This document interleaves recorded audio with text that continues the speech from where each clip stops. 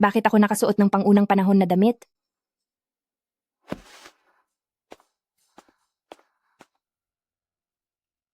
Ito ba ay? Noong unang panahon ba ito? Hala, anong klaseng lugar ito? Hindi ba dapat ay wala na ako dahil sa sobrang pagtatrabaho?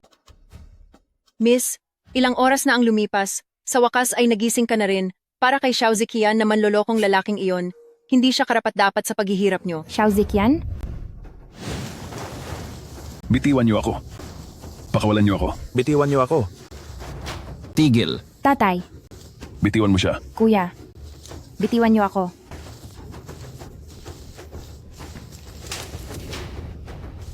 Xiao Ziqian, kinalimutan mo na ba ang utang na loob mo sa aking ama dahil sa pagtulong niya sa iyo noon? Paano mo nagawang parusahan ang buong pamilya ko na pamilyang Song ng ganito? Tulong? Lahat kayong mga pamilyang Song. Kayo ang dahilan kaya nagkahiwalay at nagdusa kami ni Ruwer. Ang pagpaparusa sa buong pamilya ng pamilyang Song ay pampalasa pa lang. Gusto kitang magdusa habang nabubuhay sa mundong ito. Iyan ang kabayarang gusto kong bawiin.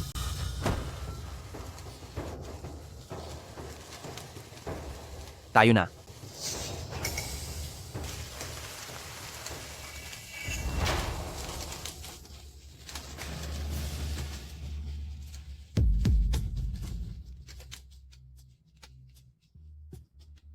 Tatay, kasalanan ko pong lahat ito. Hihingi po. Nang tawad ang iyong anak. Miss? Huwag kang gagalaw. Miss?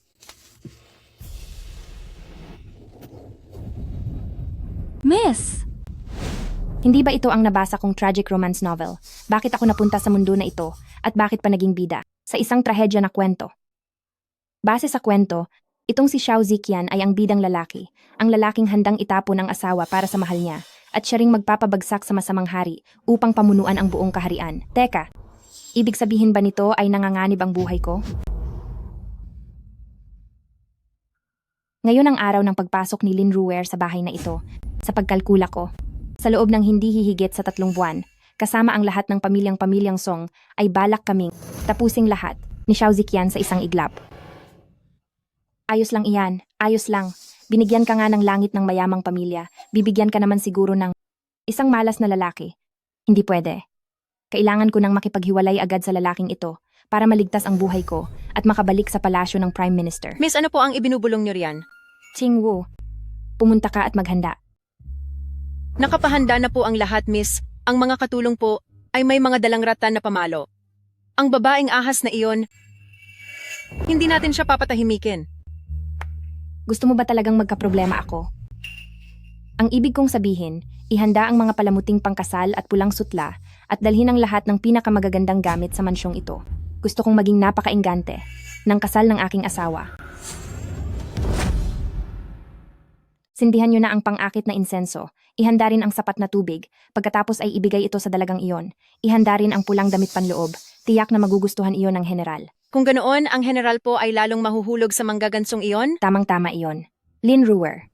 Kung mapapasuko niyo ng husto ang general at mabibigyan niya ako ng dokumento ng hiwalayan, ay nakasalalay na sa iyo. Si Miss ay masyado nang nasasaktan. Tila nawawala na siya sa sarili.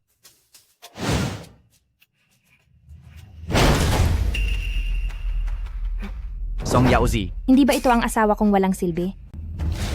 Ikaw, tapos ka na agad? Song Yaozi. Bilang anak ng punong ministro, puro kabalastugan ang lumalabas sa bibig mo.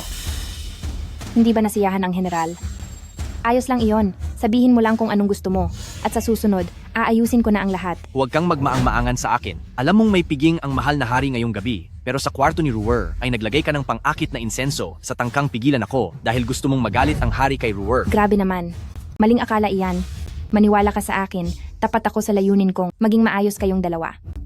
O baka gusto mo, bilang pambawi, hiwalayan mo na lang ako para ang posisyon ng legal na asawa ay mapunta na kay Lin Ruwer. Huwag mo akong paglaruan. Song Yaozi, huwag mong isiping sa pagpapanggap mong mabait ay hahanga na ako sa iyo.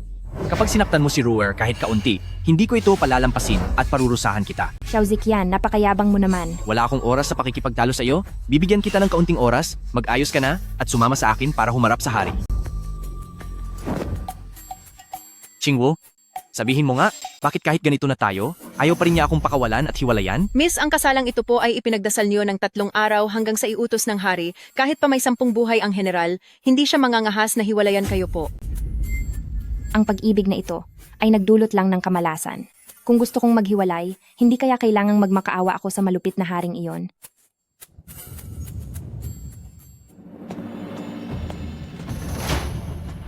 Kung nasa gitna tayo ng digmaan, ang pag-aaksaya mong ito ng oras ay maaaring nagdulot na ng kapahamakan sa marami. Kaya nga hindi ako sumasabak sa labanan. Song Yaozi. Hinaan mo ang boses mo, matalas ang pandinig ko. Ang madam po ay nagtagal sa pag-aayos para po maging kalugod-lugod sa harap ng general. Malapit na po tayong mahuli sa pagpunta sa palasyo. General, mabuting umalis na po tayo. Si Rower talaga ang mapagmalasakit. Kahit sa kalingkingan ay hindi mo siya kapantay. Ikaw na nga itong mabagal dyan, at ako pa ang sisisihin mo?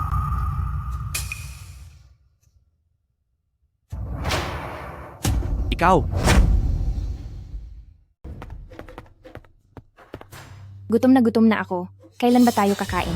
Song Yaozi, kapag napahiya ka sa harap ng mahal na hari mamaya, huwag mo akong asahan na tulungan ka. Tama siya. Ang hari sa kwentong ito, bagamat napakatalino at magaling sa digmaan, ay isa pa ring malupit na pinuno. Pabago-bago ang isip niya, kaya kailangan kong mag-ingat. Pangako, hindi na ako magsasalita ng kung ano-ano. Hindi naman siya ganito kautos dati, siguro dahil mayroon na akong mga nakamit na tagumpay sa militar, natatakot na siya. Huwag mong isiping matutuwa ako sa ginagawa mo. Nakakatawa ka. Ang mahal na hari ay narito na.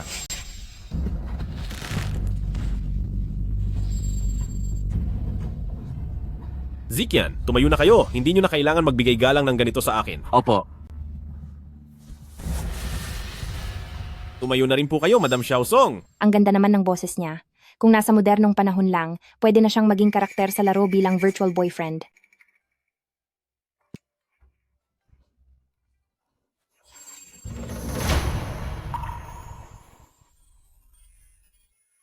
Wow! Itong kagandahan niya.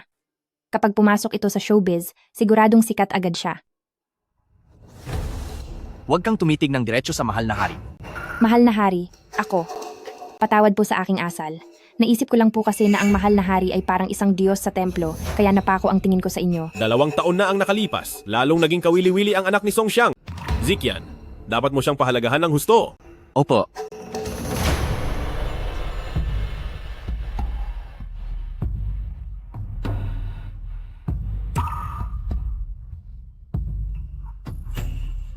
Ang sarap, 100 beses na mas masarap ito kaysa sa mga instant food. Babalik ulit ako dito. Song Yaozi, sa paraan ng pagkain mo, gusto mo bang pagtawanan ako ng mansyon ng general na parang hindi kita pinapakain? Hindi mo naiintindihan. Kung ganito lang lagi ang buhay ko, handa na akong mamuhay ng simple habang buhay.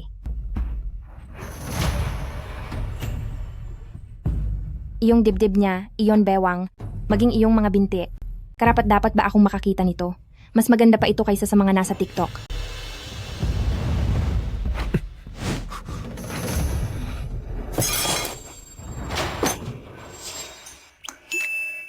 Song Yaoji, bitiwan mo ako!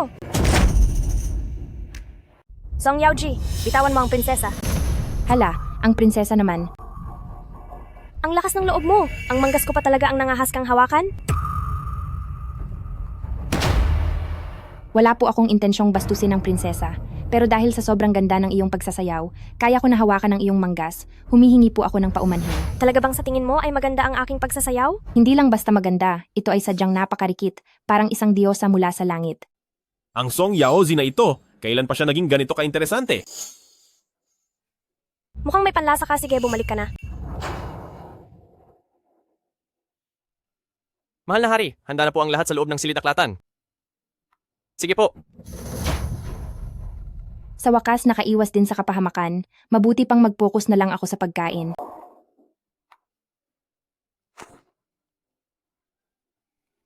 Song Yaoji, bakit puro pagkain lang ang inaatupag mo? Ayaw mo ba kaming alayan ng isang sayaw para kay Zikian? Ako po? Hindi po maganda ang aking pagsasayaw, kaya hindi na po ako magpapakitang gilas. Noon, ang sayaw ni Xiaosong ay sikat sa buong Kapitolyo. Punong-puno siya ng buhay at talino. Ngayon, hindi ka naman lang makapagsayaw?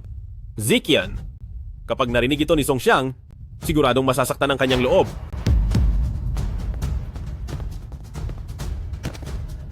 Mahal na hari, simula pa noong gabi ng aking kasal ay pumunta na ako sa labanan, iniwan ko si Yao Ji na nag-iisa sa loob ng 2 taon. Tuwing naaalala ko iyon sa gabi, sobrang nasasaktan ang aking damdamin. Umaasa lang ako na hindi na ako mabibigo sa isa pang babae. Ano ang ibig mong sabihin? Sa hangganan, nailigtas ako ni Lin Ruwer. Nais kong pakasalan si Miss Lin bilang aking pangalawang asawa. Sumasamo po ako sa inyong basbas, mahal na hari. Ginamit mo lang ba ako para makakuha ng karanasan? At pagkatapos ay babasbasan si Lin Ruwer? Ano sa tingin mo ang tingin mo sa akin? Isang basura? Xiao Song, ano ang masasabi mo tungkol dito?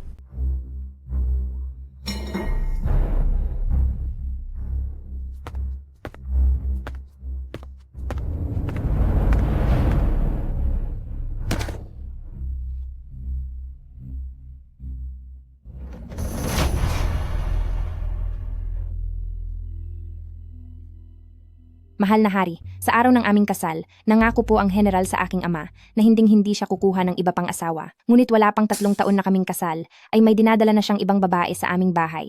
Hindi ko po matatanggap ang ganitong kawalang hiyaan. Pakiusap po, payagan niyo na kaming maghiwalay.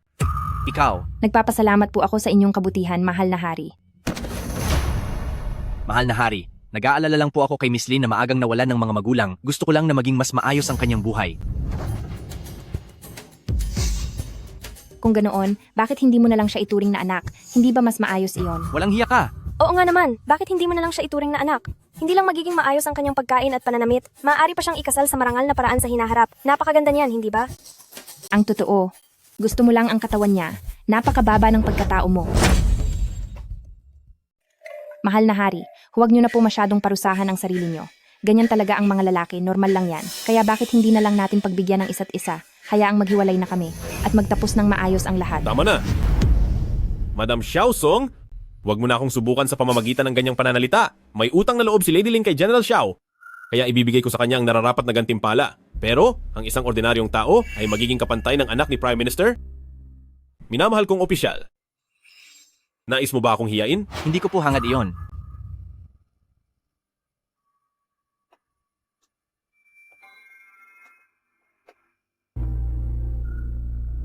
Kami ni Song Xiang ay naghahangad ng kapayapaan sa pamilya.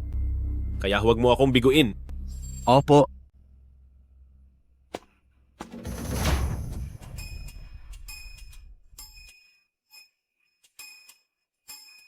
Tulungan mo ako, namamanhid ang mga binti ko.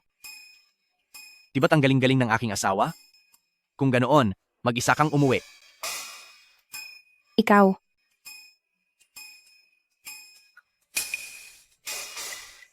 bumalik kayo rito. Hindi ko alam ang daan. Napakalaki ng palasyong ito.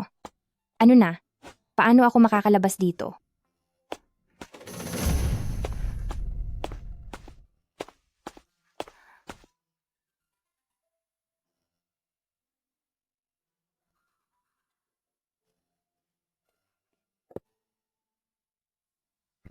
Ang ganitong ayos, ito na siguro ang sikat na royal study. Ang lasong nasa loob nyo ay tinatawag na life and death poison. Tuwing 15 ng buwan, gamit ang kaunting parusa, pakainin ang batang kulisap. Pagkatapos ng 3 buwan, sisipsipin ng batang kulisap ang lahat ng lason sa katawan ng mahal na hari. Subalit sa loob ng 3 buwan, huwag hayaang hawakan ng kahit sino ang kulisap na ito.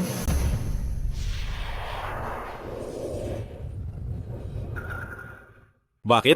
Diyos ko po, siya ba yun? Hindi ba ito ang guwapong hari na malupit? Kapag ang batang kulisap na ito ay kumagat, ang taong nakagat ang siyang magiging bagong tirahan nito. Mula noon, kayo ng mahal na hari ay magiging magkasama na habang buhay. Lagot na, dahil sa narinig ko, baka maparusahan ako. Ano ang narinig mo? Anong narinig mo? Mahal na hari, naglakad-lakad lang po ako sa palasyo, hindi ako makalabas, at naligaw po ako. O baka naman, baka mas mabuting umalis na lang ako. Sige. Mukha ba akong hangal? Bitawan mo ako. Song Yaozi, gusto mo na bang mawala? Tatapusin na kita. Mahal na hari, wag. Ngayon, magkadugtong na ang buhay ninyo. Kapag nawala siya, kayo rin po ay hinding-hindi niyo siya pwedeng saktan. Talagang Jun, meron pa bang ibang paraan? Kailangan lang gamitin ang kaniyang dugo upang magpalaki ng isa pang insekto, magbibigay siya ng dugo tuwing 15 ng buwan at sa loob ng 3 buwan ay magagawa ito. Magbibigay ako, mahal na hari. Kahit gaano karaming dugo ay ibibigay ko. Mahal na hari, huwag niyo po akong tapusin. Pangako, kahit isang salita ay wala akong sasabihin sa iba. Tumayo ka, simula ngayon tuwing 15 ng buwan, magpapadala ako ng tauhan para sunduin ka. Umalis ka na.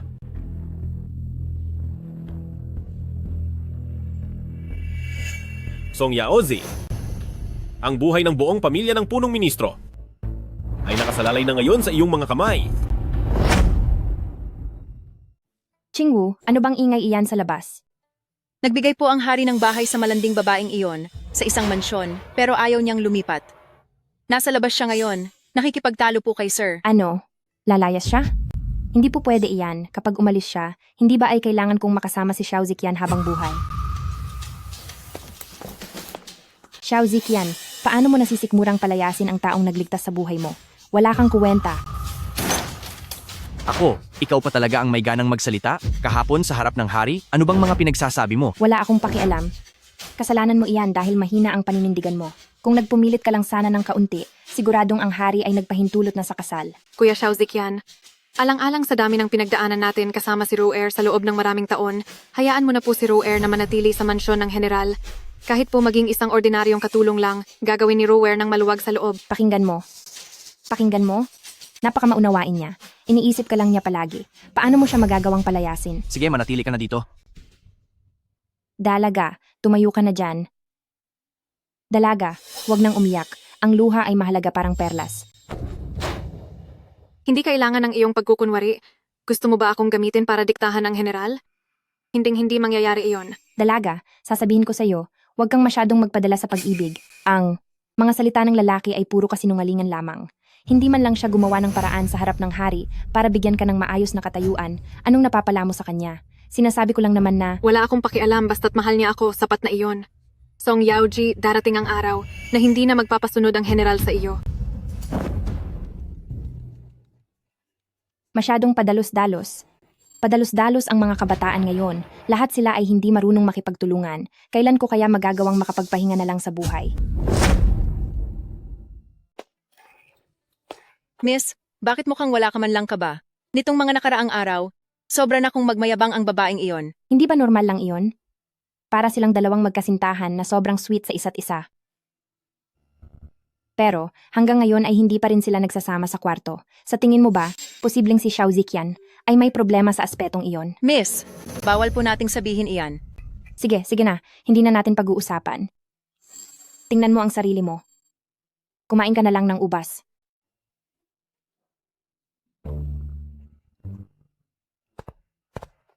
Ibang-iba na si Miss. Baka dahil sa sobrang sakit ng naramdaman niya noon, ay nawawala na siya sa sarili. Kailangan itong malaman ni Ginoong Punong Ministro. 15 na ng buwan, bakit wala pa ring sumusundo sa akin mula sa palasyo? Baka nakahanap na ang masamang hari ng bagong paraan, at baka tapusin na niya ang buhay ko.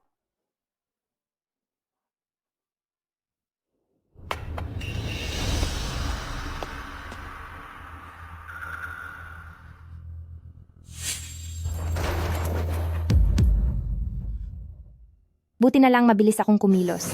Anong na naman ba itong kalokohan mo?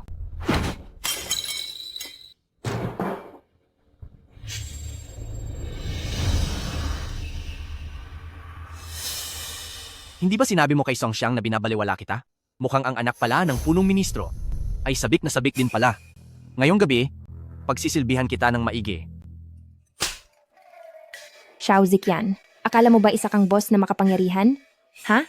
Umalis ka. Anong pinagsasabi mo? Song Yaoshi, sinasabi ko sa iyo, may hangganan ang pakipot na ginagawa mo. Sa ayos niyang iyan, hindi kaya binigyan siya ni Lin Ruer ng gamot na nakakapukaw ng pagnanasa?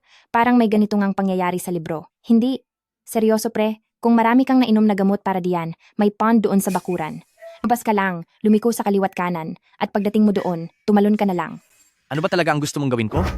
Saka, balita ko kasi, masama sa katawan kapag tinitiis mo iyan. Ikaw, Nga pala, hindi pwede. Hanapin mo na lang si Lin Ruer mo. Sa totoo lang, wala talaga akong interes sa iyo. Bilisan mo na nga.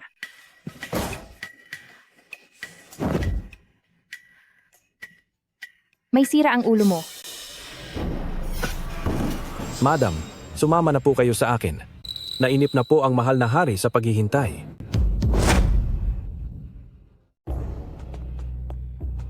Pagbati po sa inyo, mahal na hari. Tumayo ka. Ibigay mo ang iyong dugo. Wow!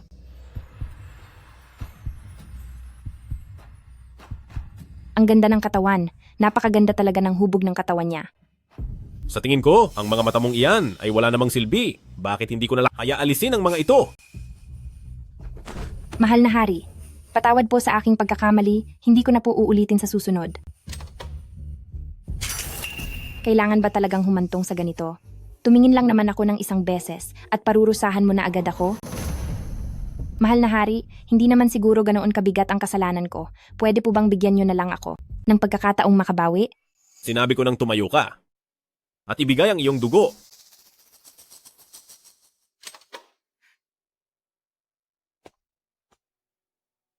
Mahal na hari, mayroon po ba kayong lalagyan para sa dugo?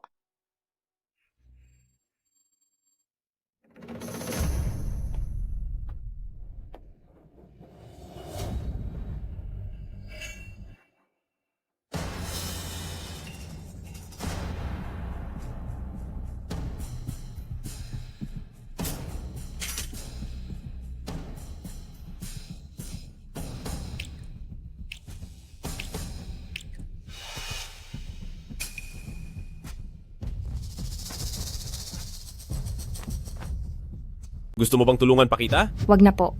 Wag na. Ako na.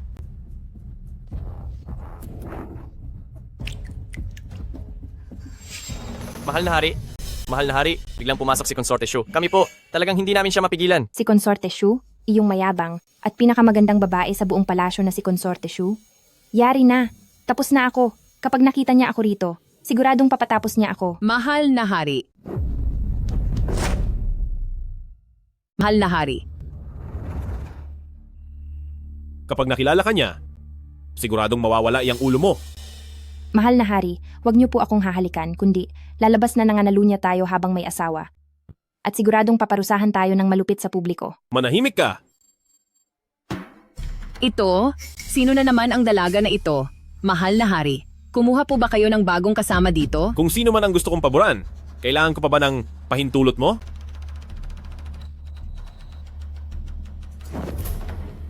Gusto mo rin ba kaming samahan, aking mahal? Wala namang problema sa akin. Pakinggan mo. Gawain ba iyan ng disenteng tao? Hindi po naging maayos ang pagtatrabaho ko. Pakiusap, parusahan niyo po ako, haring mahal. Lahat ng naka-duty ngayong araw, pumunta kayo sa korte para tanggapin ang parusa. Opo, Kapag napunta sa korteng iyon, hindi ka lang mawawalan. Mababaldado ka pa. Totoo nga, napakadelikado talagang lumapit sa mga nasa kapangyarihan. Ang buhay ng tao ay walang halaga. Anong hinihintay mo? Tumayo ka na at gamutin mo na ako.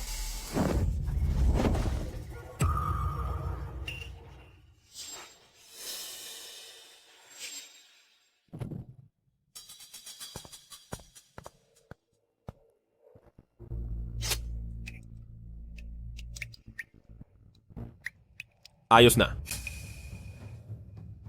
Bakit bigla kang naging masunurin? Natatakot ka ba? Nang dahil sa maliit na bagay ay marami ang mapaparusahan. Bilang inyong abang lingkod, totoong natatakot ako. Iniisip mo ba na ako ay masyadong malupit? Nakaawa-awa ang mga utusan na iyon? Kung ganoon, bibigyan kita ng isang pagkakataon ngayon. Tanggalin mo lahat ng iyong suot. Bawat isang gamit na tatanggalin mo ay katumbas ng pagligtas sa isang tao. Napakalala naman ng asong emperador na ito. Hindi katakatakang napaalis siya sa pwesto. Ano? Ayaw mo ba? Pwede ko bang dagdagan ang suot kong damit? 5 lang ang suot kong damit sa katawan. Kahit hubarin ko pa ang lahat, 5 tao lang ang maililigtas ko. Kung maglalakas loob ka, talagang hubarin ang lahat. Mapapawalang bisa ang parusa sa lahat ng tao. Sige, Huwag mo nang ituloy. Ayokong tumingin sa katulad mong walang hiyang pangit. Magbihis ka na. mahal na hari, hindi ako pangit. Ako, maganda naman ang katawan ko. Song Yaozi, wala ka na bang hiya? Sa harap ko pa talaga maghuhubad ng ganyan. Bilang asawa ng isang opisyal, ikaw, hindi mo ba alam na kung nasa labas ka lang ng palasyo ay maparurusahan ka ng malupit? Mahal na hari, hindi ba't ito ang sabi nyo? Isang damit na huhubarin, isang buhay ang maililigtas. Kilala mo ba ang mga utusan at katulong na ito? At balak mo pa silang iligtas? Ang buhay o kamatayan nila? Ano bang pakialam mo? Pinalaki akong may mabuting prinsipyo, kaya hindi ko kayang pabayaan silang mapahamak, okay? Anong walang kinalaman? Kapag nawala sila, siguradong kakalat sa labas na ang mahal na hari ay isang malupit na pinuno. Malinaw namang ang mahal na hari ay matalino at makapangyarihan, isang mahusay na pinuno. Ako ay hinding-hindi hahayaang kumalat ang ganyang mga balibalita. At saka, sa panahon natin ngayon, kung ay dapat mang parusahan ng ganyan, dapat mauna muna ang mga lalaki. Sali lang po, mahal na hari, may isa pa akong damit na hindi pa nahuhubad. Itigil ang parusa. Hindi na itutuloy ang pagpaparusa. Tutupad ako sa aking sinabi. Ikaw, isuot mo na ang mga damit mo. Sige po.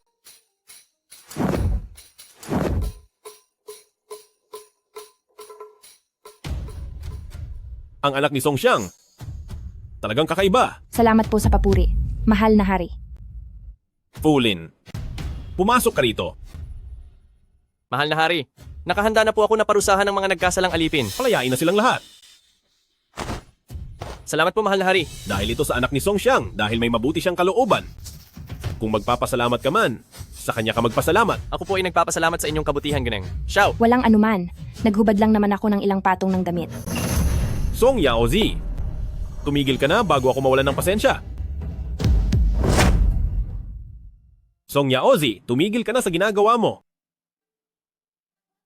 Paalisin ang babaeng iyan. Opo. Ainok Fu, mahal na hari, bakit po kayo uli nagagalit? May kasabihan, hindi mahuhulaan ang kalooban ng langit. Ginang Xiao. Miss Song, halina po kayo. Ang palasyo ay hindi talaga lugar para sa tao. Mas komportable pa rin sa bahay kung hindi lang ako iinisin ni Xiao Ziqian.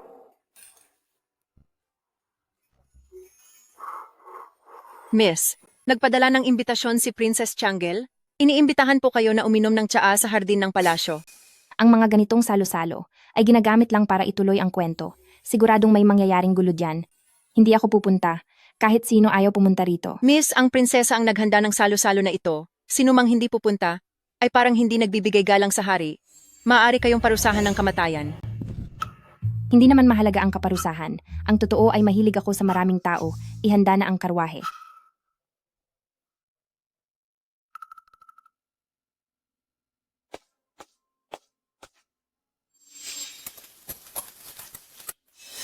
Ano bang problema ng general? Ang ganitong klase ng karwahe, dalawa lang ang mayroon sa buong bahay ng general, ngunit ang gamit niya ay ibinigay niya kay Lin Ruer. Ate, binigyan ako ng general ng parehong karwahe na gaya ng sa inyo. Hindi naman magagalit si ate, di ba? Ano naman ang dapat ikagalit yan? Dalaga. Magsipag ka pa. Kapag nakipaghiwalay na ako sa general, pag uwi ko sa bahay, reregaluhan kita ng karwaheng may 4 na kabayo. Galingan mo! Ito lang ba? Ang bahay ng general ni Pamilyang Xiao ay napakahirap talaga.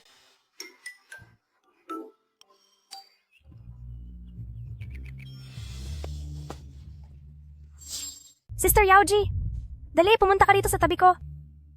Halika na. Ngayong araw, sina Prinsipe Rui at General Xiao ay nasa kabilang bahagi ng hardin ng palasyo. Para sa mga kababaihan, ako na ang mamumuno rito. Salamat sa pagdating ninyong lahat. Mananalo sa paligsahan ng tula ngayong araw, bibigyan ko ng pagkakataong tuparin ang kanyang isang kahilingan.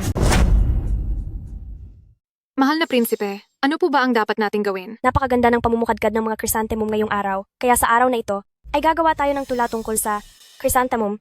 Ruer, nabalitaan ko nung naglalakbay ka sa Jiangnan. Ay kilala ka na sa iyong mga tula, bakit hindi ikaw ang maunang sumubok? Baka po hindi maganda iyon. Si Ruer ay galing lang sa isang simpleng pamilya at hindi dapat magmalaki sa inyong harap. Galing ka kaya sa pamilya ng mga edukado at manunulat? Ang kapatid mo nga ay nakamit ang 2 karangalan sa pagsusulit. At ngayon, naglilingkod siya bilang heavy lang ng Akademya ng Hanlin. Nabalitaan ko pa na pinupuri niya ang galing mo sa pagtula.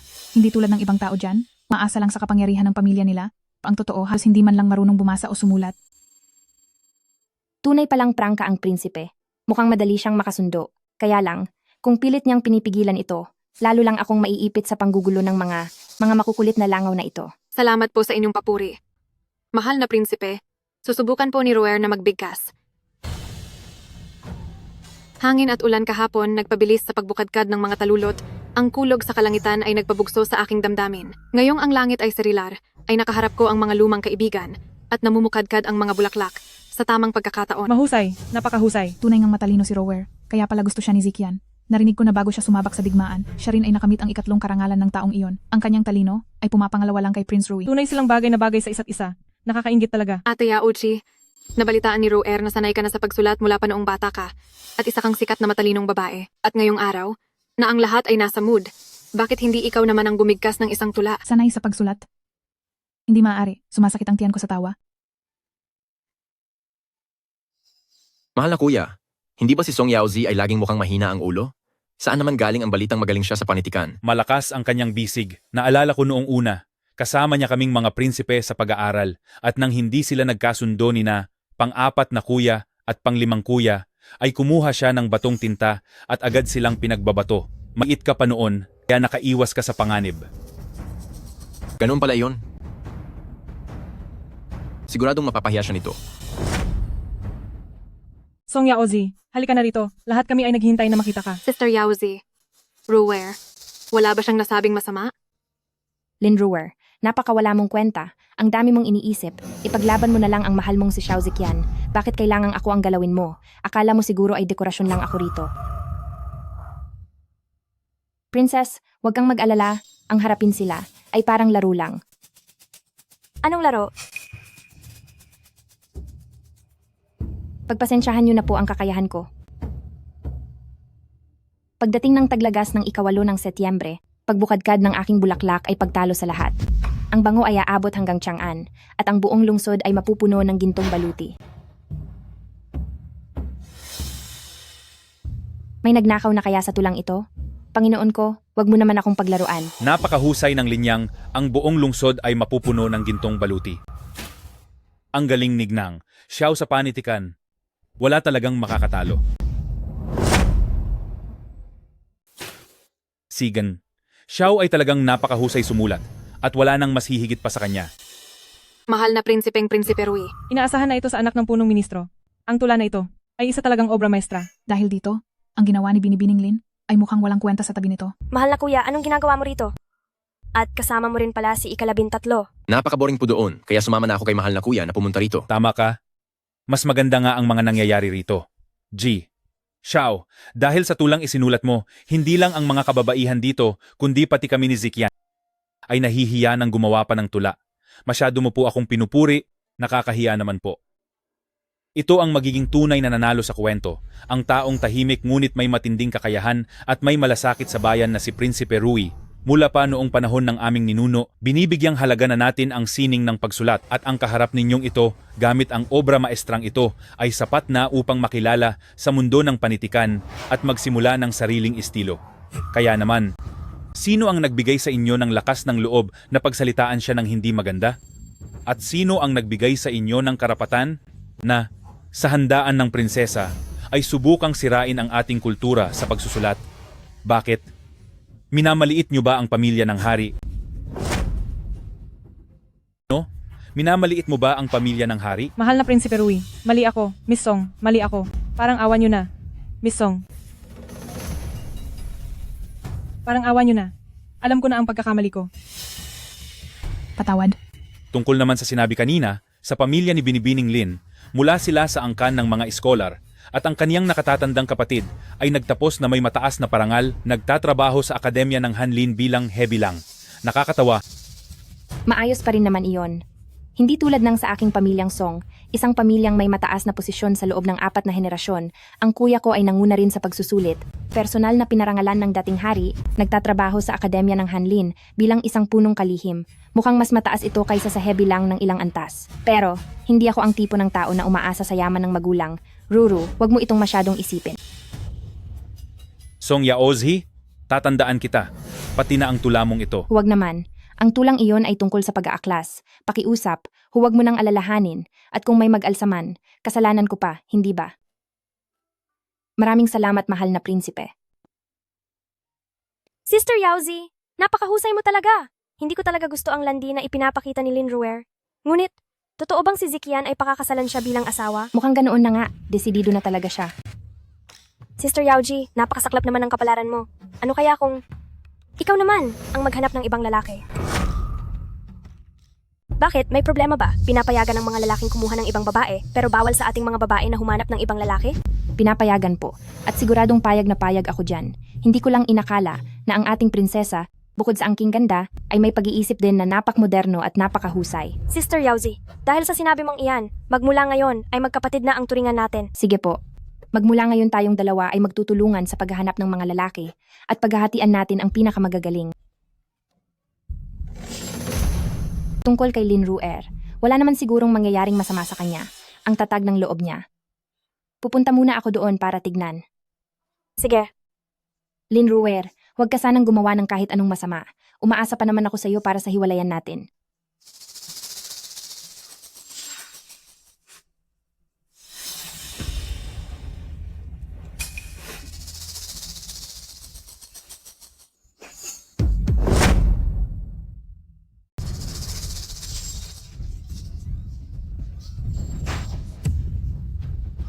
General, tulungan niyo po ako. General, ibinalibag niya ang ahas na ito sa akin. Akala ko hindi na kita makikitang muli. Song Yaozi, napakasamang babae mo. Lagot na, hindi talaga matatakasan ang takbo ng kwento. Xiao Ziqian, may problema ba ang utak mo? Kahit ang mga murang palabas ay hindi gagamit ng ganyang drama, tapos naniwala ka agad? Hindi ko alam kung paano ang isang hangal na tulad mo ay naging pinuno ng mga sundalo. Ikaw? Mahal na Prince Rui, Naglakas loob kang manakit ng anak ng Prime Minister dito sa loob ng palasyo. Nasaan ang respeto mo para sa mukha ni Song Xiang? masyado po akong nadala ng emosyon. Salamat sa paalala, mahal na prinsipe. Hindi ito pagpapaalala, pero ang iyong asawa ay may pambihirang talento sa pagsusulat na sapat upang itaguyod ang kultura ng ating kaharian. Pinapayuhan kitang tratuhin siya ng mabuti, baka masugod ang iyong mansion at mawasak ito. Maraming salamat po, mahal na prinsipe. Walang anuman. Pagbabayarin kita pag-uwi natin. Tayo na. Bakit hindi mo sinabi kay Xiao Ziqian na binuo lang ni Lin Ruer ang kwento? Nandoon ako sa simulat sa pool, pwede kitang patunayan. Wala namang dapat pang sabihin. Ang nakikita ay siyang pinapaniwalaan. Kung ang puso mo ay masama, kasamaan lang din ang makikita mo. Mahusay, ang nakikita ay siyang pinapaniwalaan. Isa ka ngang pambihirang tao. Xiao Ziqian, tila hindi siya karapat-dapat para sa iyo.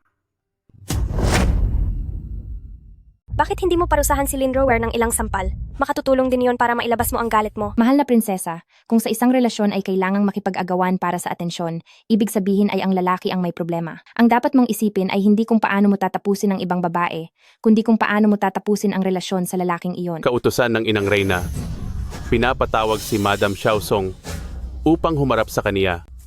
Sister Yaoji, alam mong hindi ka gusto ni Ina. Sasamahan na kita. Sinabi po ng Inang Reyna na ang asawa lang po ng general ang ipinapatawag. Princess, huwag na po kayong sumunod. Maayos lang ako. Ay nuktong, tara na. Hindi maaari, mas malapit ang loob ni Ina kay Ziqian at Lin Ruer. Sa nakikita ko, ang kuya ko na lang ang tanging makapagliligtas sa kaniya. Kailangan kong puntahan ang kuya ko.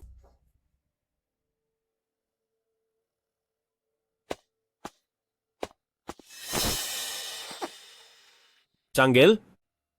Talagang ikaw ay nawawalan na ng galang. Kuya, parang awa mo na. Tulungan mo si Sister Yaozi. Ipinatawag siya ng Inang Reyna. Tiyak napapagalitan siya doon. Ang Inang Reyna, Opo. ihanda ang karwahe patungo sa palasyo ng Inang Reyna. Maghanda para pumunta sa palasyo ng Sining.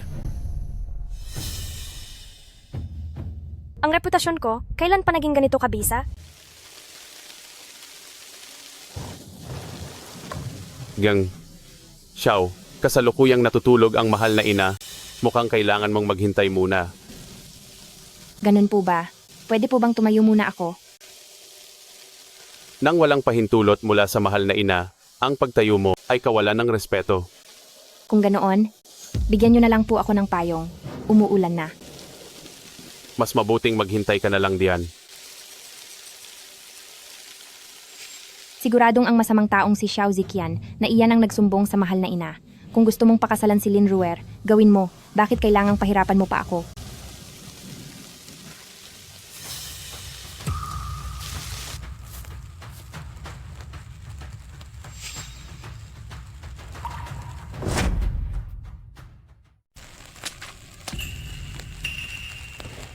Bakit ka nakaluhod? Ipinatawag po ako ni Empress Dowager para sa ilang katanungan. Dumating naman po ako, pero kasalukuyan siyang natutulog at pinaghintay niya ako habang nakaluhod. Napakahangol. Kapag sinabi niyang lumuhod ka, luluhod ka agad? Ano pa bang magagawa ko? Siya si Empress Dowager. Kung hindi ako luluhod dito, paano kung parusahan niya ako? Pwede kang magpanggap na hinimatay. Oo nga pala. Hihiga lang ako sa sahig. At hindi naman hahayaan ni Empress Dowager na may mangyaring masama sa akin dito, di ba? Tumayo ka na.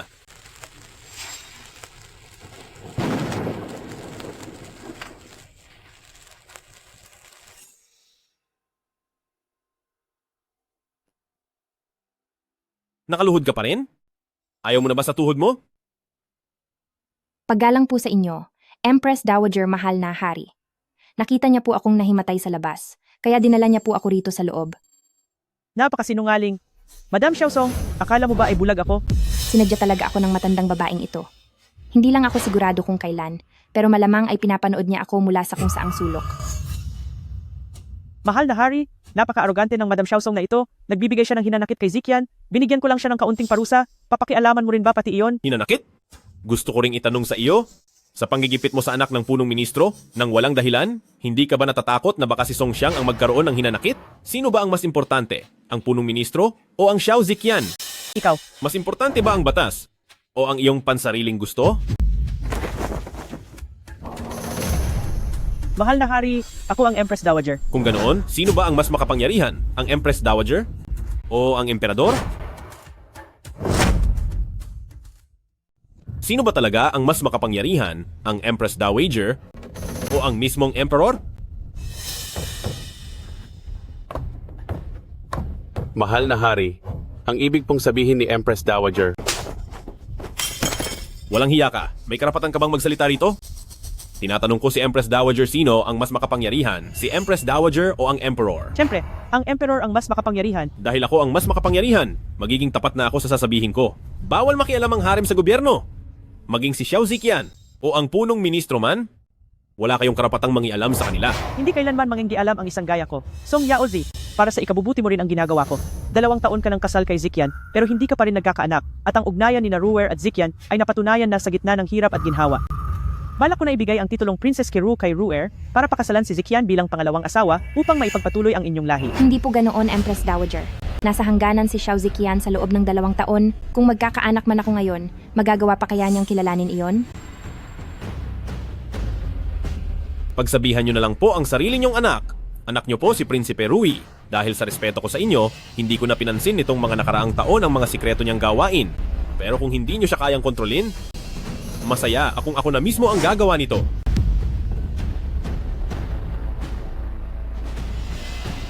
Lapastangan.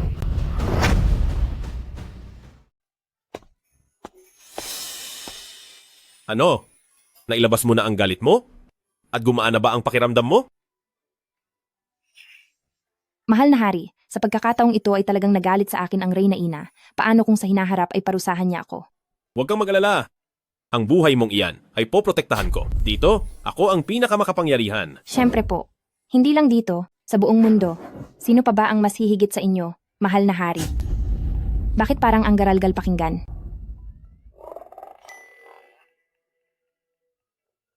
Song Yaozi. Tingin ko ay gusto mo nang matapos ang iyong oras. Patawad po, mahal na hari. Kayo po, wag po kayong magkamali ng akala. Hindi po kayo malaki. Hindi, ang ibig kong sabihin ay napakalaki nyo. Ako. Hindi iyon ang ibig kong sabihin. Kung ganoon, ano ang ibig mong sabihin? Wag na po kayong lumapit, mahal na hari. Bakit? Takot ka ba? Hindi po, kundi kayo po ay talagang masyado ng malaki. Tingnan niyo po. Hindi na po magandang tingnan na dumidikit kayo ng ganyan. Balik na sa palasyo.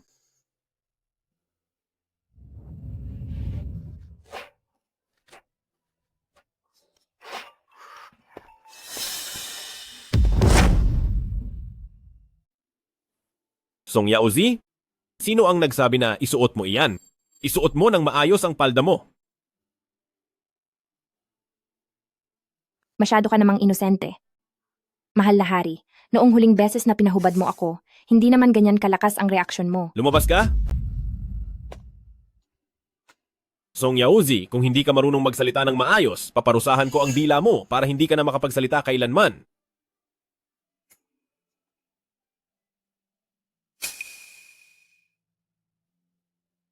Mahal na hari, ano po ito? Gamot pampalakas. Tingnan mo nang maayos ang sarili mo sa salamin. Masyadong payat ang katawan mo dahil sa gutom. Paano ko magagamit ang dugo mo? Kung nag-aalala ka, aminin mo na lang. Kunyari galit pero mabait naman talaga. Maraming salamat po, mahal na hari. Wala kang kwenta. Mahal na hari, mula sa kaibuturan ng puso ko, inis na inis ako kay Xiao Ziqian at inis na inis din siya sa akin. Bakit hindi na lang, pumayag ka na maghiwalay na kaming dalawa? Song Yaozi, 2 taon na ang nakakalipas nang pilitin mo ako para lang maikasal tayo. Ganun po talaga ang mga tao. Mahal na hari, sa rami ng mga magagandang babae sa iyong palasyo, siguradong alam mo na, hindi naman pwedeng isang tao lang ang gustuhin mo habang buhay, di ba? Song Yaozi, dapat ay pakinggan mo kung anong pinagsasabi mo.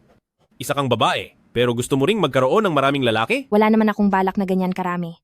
Buti naman at alam mo ang iyong hangganan. Sapat na ang isa o dalawa, mahirap sa katawan kapag marami, at siguradong magulo ang bahay. Mahal na hari, tiyak na alam mo iyon. Wala akong alam dyan.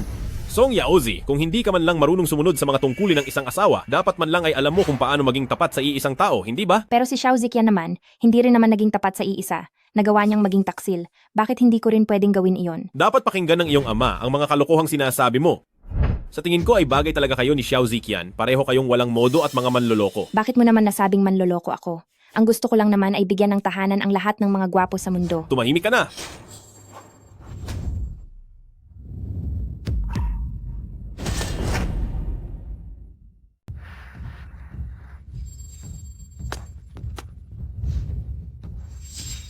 Siguradong ang mga salarin na iyon ay nandito para tapusin siya. At hanggat hindi ako gumagawa ng ingay, magiging ligtas siguro ako? Hindi ka ba marunong lumaban?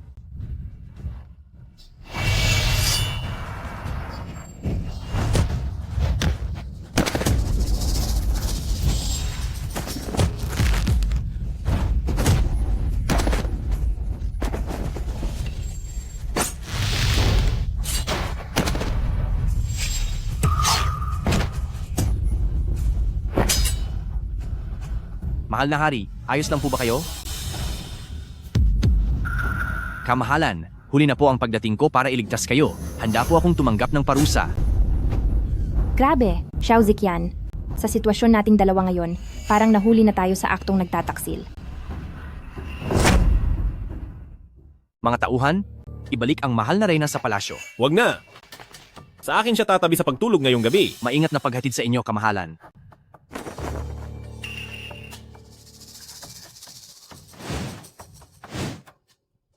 Kamahalan, maghintay kayo.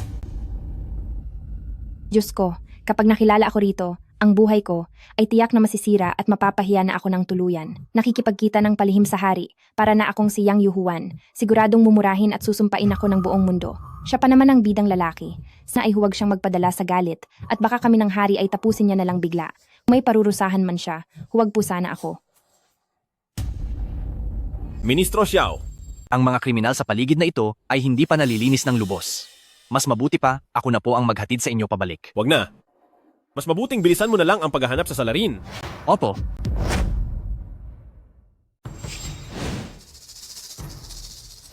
Ang mga matataas na ginang sa palasyo, parang hindi nagsusuot ng ganyang klase ng sapatos. General Xiao, mas mabuting pabilisin na natin ang pagpapalabas ng bangkay dito. Ibaba mo ako. Ibaba mo ako. Pakibilisan at ibaba mo na ako. Ibaba mo ako, ibaba mo ako.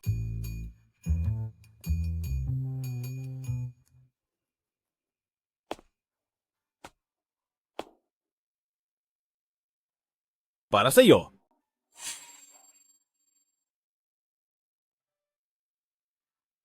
Hayaan na.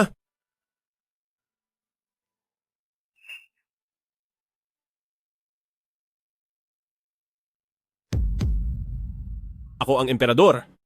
Hawakan mo ang aking jade pendant para kahit na may kaluluwang dumating sa gabi upang saktan ka, hindi sila mangangahas na lumapit sa iyo. Mahal na hari, wala talagang mga multo o Diyos sa mundo, kaya huwag na huwag po kayong maniniwala sa ganoong bagay. Marami ng emperador ang naghari at nanalig sa ganyan, ngunit sa huli, ay hindi naging maganda ang kanilang kinahantungan. Song Yaoji, tingin ko ba ay ayos ka na naman? Kung ayaw mo, di wag. Maraming salamat po, mahal na hari. Ambisyosa.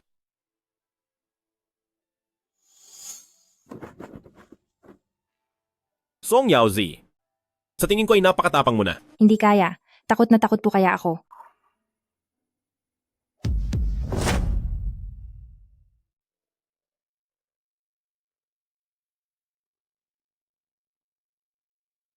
Ito ba ang trono? Ito. Maaari ko bang upuan ito?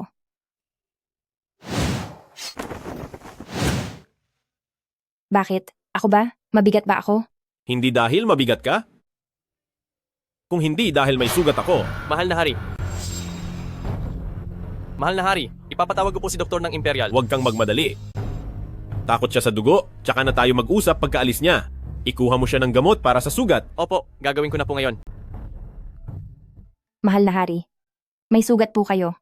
Buti naman at hindi ka bulag. Madilim po ang daan, kaya hindi ko nakita ng maayos. Akala ko ay dugo iyon ng mga kriminal. Bumalik ka na?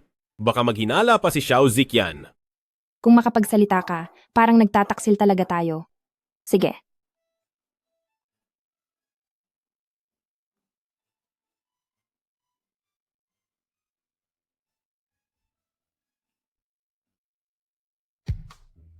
Miss Song, kailangan mong gumaling agad. Pasusunduin kita kay Ginoong Gao. Maraming salamat po, Yunukfu. Napakabuti po ninyong tao. Pagbigay lang ng ilang gamot at pagtawag sa isang tao, mabuting tao na agad. Nakakatawa. Miss, anong nangyari sa inyo? Gusto niyo po bang pasaninhin ko kayo? Huwag na. Alayan mo na lang ako sa paglalakad. Anong nangyayari rito? Anong nangyayari dito?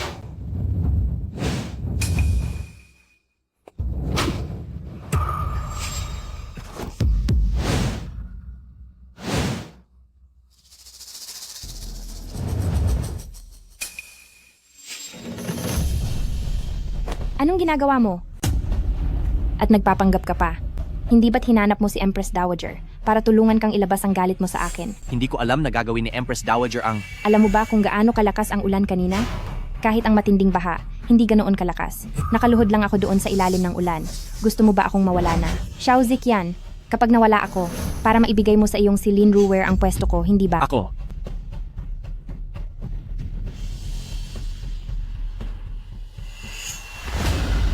Song Yaozi, ang ating katawan ay galing sa ating mga magulang. Bakit mo nagawa para sa akin ang ganitong kamangmangan? Ha? Kahit pakasalan ko si Ruwer, hindi nito maaapektuhan ang katayuan mo. Bakit kailangang pahirapan ang sarili mo? Masyado kang maraming iniisip.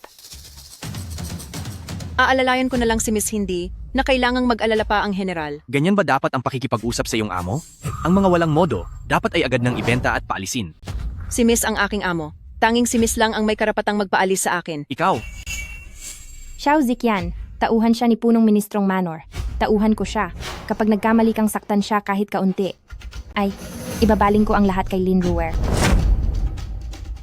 Bukan mong saktan siya kahit isang beses. Gagawin ko rin lahat iyon kay Lin Ruwer. ikaw. Chingwu, tayo na.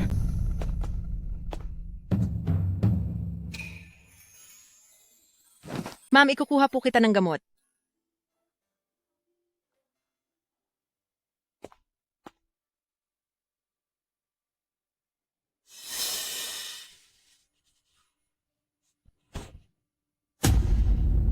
Ang lalaki at babae ay hindi dapat magdikit.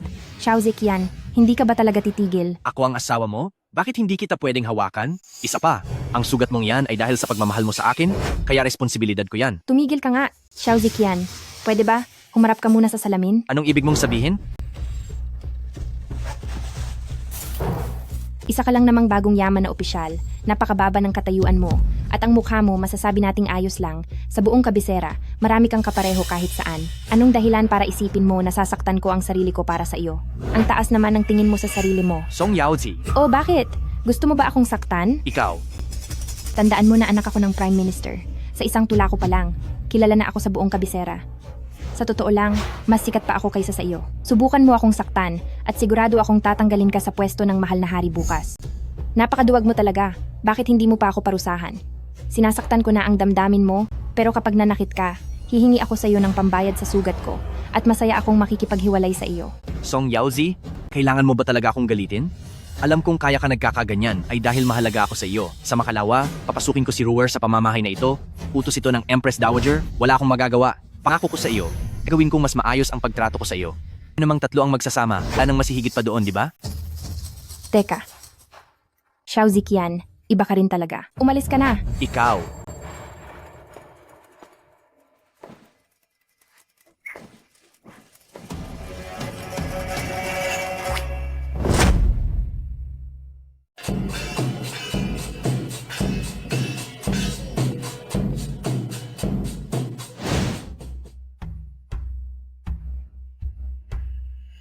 Mukhang napaka-relax niyo yata, Ginang. Nani, narito po ba kayo para bumati? Ngayon ang araw ng kasal ni General Xiao, kaya inutusan ako ng Empress Dowager na sabihin sa inyo na kung mayroong sino man na manghamak kay Princess Kero, hinding-hindi hahayaan ng Empress Dowager na maging maayos ang buhay niya. Sige, sige. Mula ngayon, aalagaan ko si Princess Kero ng maigi, gaya ng pag-aalaga ko sa Empress Dowager. Ikaw siguro si Qingwu.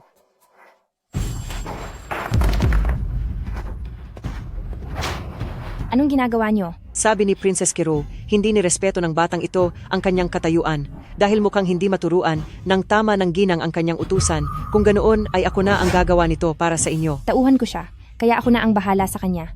Huwag na kayong mag-abala pa. Nani, kung wala na kayong kailangan, maaari na kayong umalis. Ito ay utos ng Empress Dowager. Kung babalik ako nang hindi ito nagagawa, siguradong mapaparusahan ako. Amo, Bitawan mo ako. Sabi ng bitawan mo ako. Ginang, mas mabuti pang manood na lang kayo ng maigi. Huwag niyo siyang sasaktan. Huwag niyo siyang hawakan. Qingwu. Amo, huwag po kayong mag-alala sa akin, hindi naman masakit si Qingwu. Miss, huwag mo akong alalahanin. Qingwu, hindi masakit. Hindi masakit. Hindi ito masakit. Hindi ba masakit? Bitawan niyo siya. Qingwu. Maghanap kayo ng manggagamot. Hahanapan kita agad ng manggagamot. Ngayon ang araw ng kasal ng general, kaya hindi tayo maaaring kumuha ng manggagamot, sisirain lang nito ang swerte ng okasyon. Kung swerte o hindi ang pagkuha ng manggagamot, wala akong pakialam. Pero kapag may masamang nangyari ngayon, siguradong magdadala iyan ng kamalasan. Madam, ano po ang ibig ninyong sabihin? Kapag ikaw ang nawala rito sa araw na ito, sa tingin mo ba ay swerte pa rin iyon? Ikaw! Ikaw! Anong gagawin mo? Tauhan ako ng Empress Dowager. Mangangahas ka ba na saktan ako? Sasaktan ka? Ano naman kung tapusin ko ang buhay mo? Ang ama ko ang kasalukuyang punong ministro. Sa tingin mo ba talaga makikipag-away ang Empress Dowager sa pamilya ko nang dahil lang sa isang hamak na utusan?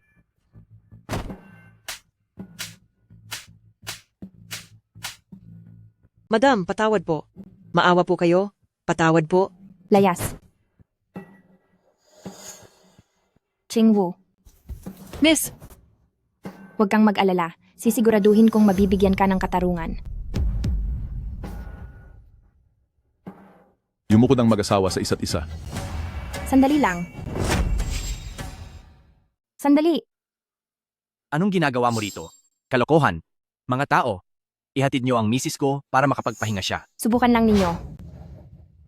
General, ngayong nagpakasal ka na sa isa pa, parang wala na ba sa'yo itong tunay mong asawa, hindi ba? Ayokong makipag-away sa iyo ngayon. Ate, kung may galit ka man, sa akin mo na lang ibaling. Sa ginagawa mong iyan, ang dignidad ng ating general, ano na lang ang sasabihin ng mga tao? Lin Ruwer, akala mo ba ay ikaw lang ang may kayang gumawa niyan?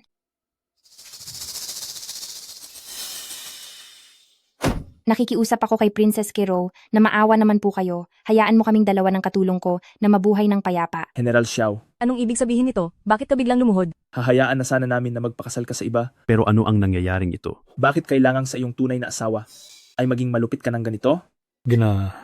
Xiao, Napakalupit naman. sabihin mo kung ano nangyari dito. Huwag kang matakot magsalita. Ako at ang lahat ng naririto ay tutulong para may pagtanggol ka. Song Yaozi, anong klaseng panggugulo na naman ang ginagawa mo? Kani-kanina lang, pumasok si Nani Yang kasama ang kanyang mga tauhan at bigla nila akong sinaktan. Sinasabi nila, Gagawin nila iyon para turuan ako ng leksyon para kay County Princess. Sinabi rin nila na isa lamang akong anak ng opisyal at hinding-hindi ako mapapantay sa pagiging marangal ni County Princess. Pinipilit nila ako paglingkuran siya mula ngayon. Ang katulong ko, dahil pinrotektahan niya ako, ay bugbog na bugbog at ngayon ay wala na siyang malay.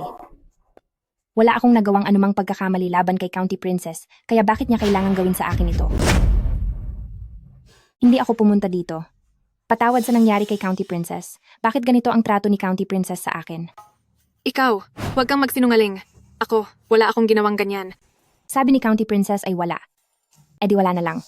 Pero nakikiusap ako kay County Princess na maawa ka. Tulungan mong ipatawag ng doktor ang alalay ko. Turingan na namin ay parang magkapatid. Kung may mangyaring masama sa kanya, mawawalan na rin ako ng buhay. Ang mga kilos ni County Princess ay talagang malupit. Hindi pa man nakakasal. Ganito mo na hamakin si Gining. Xiao, sa susunod. Baka itong si Jing. Xiao ay mawala na ng tuluyan?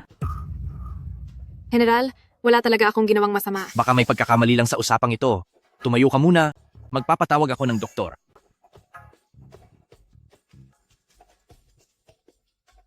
Talaga bang pwedeng tumawag ng doktor? Sabi kasi ni Nani Yang na ngayong araw ay ang inyong araw ng kasal at kahit parusahan pa ako ay bawal magpatawag ng doktor dahil hindi raw ito maganda. Ibig sabihin, hindi naman pala bawal iyon. Song Yaoji, pinagbuhatan lang naman ng kamay ang isang alalay. Kailan pa naging parusa sa iyo iyon? Inamin mo na rin. Xiao Ziqian, ganitong klaseng babae ba talaga ang pakakasalan mo? Ate, hindi sinasadya ni Dalaga. Noong nakaraang araw, nagtanong ang Empress Dowager at alam na niya ang lahat. Hindi ito maitatago ni Dalaga, kaya naman pinalitan ka na lang ni Qingwu. Ako po, humihingi na po ako ng paumanhin. Isang pagkakamali lang ito. Pinarusahan lang naman ng isang alalay. Walang malaking problema doon. Yaoji, patawarin mo na si Rower. General, Nagawa mo akong saktan? Anong kapatawaran ang sinasabi mo? Tauhan ko si Qingwu. Ano ang karapatan ninyong saktan siya? Ngayon namang nasaktan kita. Mapapatawad mo ba ako? Ikaw? Hayaan mo na yun. Huwag kang matakot, Gigi. Ngayon, ako si Uncle ang susuporta sa iyo. Xiao Ziqian, hindi mo man lang mapigilan ang mga kasama mo sa bahay. Ang reputasyon nating mga mandirigma ay talagang kinalimutan mo na. ate, asawa mo siya, bakit mo siya nagawang saktan? Asawa mo siya, at hindi sa akin. Tsaka isa pa, huwag mo na akong tatawaging ate. Dahil ako si Dalaga mula sa punong ministrong Manor. At ikaw, wala kang kwenta. Handaan ito para sa kasal ng general. Kung hindi ka hihingi ng tawad sa kanya, huwag kang mag-isip na makaalis dito.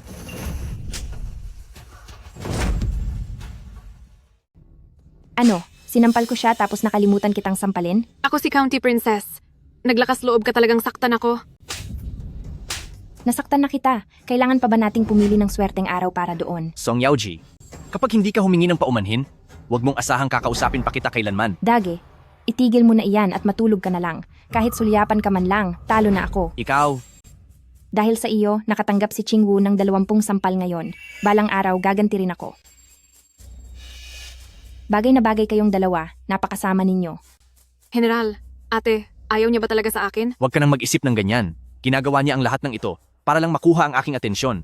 Song Yaoji, ginulo mo ang resepsyon ng kasal. Ano naman kung maraming tao ang kumakampi sa iyo? Hanggat nasa akin ang puso ng general, mananatili kang talunan. Zizi, ngayon din, isama mo ang iyong katulong. At sumama ka sa akin. Ihahatid kita pabalik sa mansyon ng Prime Minister. Ang maduming lugar na ito. Hindi ko na kayang manatili rito kahit isang segundo. Maraming salamat po, Uncle. Sandali lang, Ginoong Joe. Asawa ko si Yaozi. Ang ilayo siya ng ganito, sa tingin ko ay hindi tama, di ba? Anong hindi tama? Paghahabilin mo kay Gigi na mag-isa at iniwan mo siya sa kabisera sa loob ng 2 taon. Naisip mo ba kung tama yon? Pagkabalik mo pa lang, pinakasalan mo agad ang masamang babaeng ito bilang pangalawang asawa. Naisip mo ba kung tama yon? Sa mismong araw ng kasal, hayaan mong masaktan ang tunay mong asawa at ang kanyang katulong. Ba ang lahat ng ito? Gusto ko sanang itanong, nasaan ang konsensya mo ng mga panahong iyon? Kahit na gusto pang umuwi ni Yaoji sa kanila, wala naman kayong ugnayan sa isa't isa, kaya hindi nyo na dapat pakialaman ito, hindi ba? Walang ugnayan?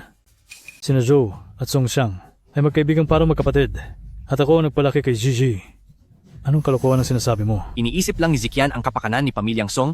Kung malalaman ito ng ibang tao, baka isipin nilang wala ng pamilyang magtatanggol kay Pamilyang Song. Sinong nagsabing walang pamilya si Pamilyang Song? Sinong nagsabing walang pamilya ang Pamilyang Song?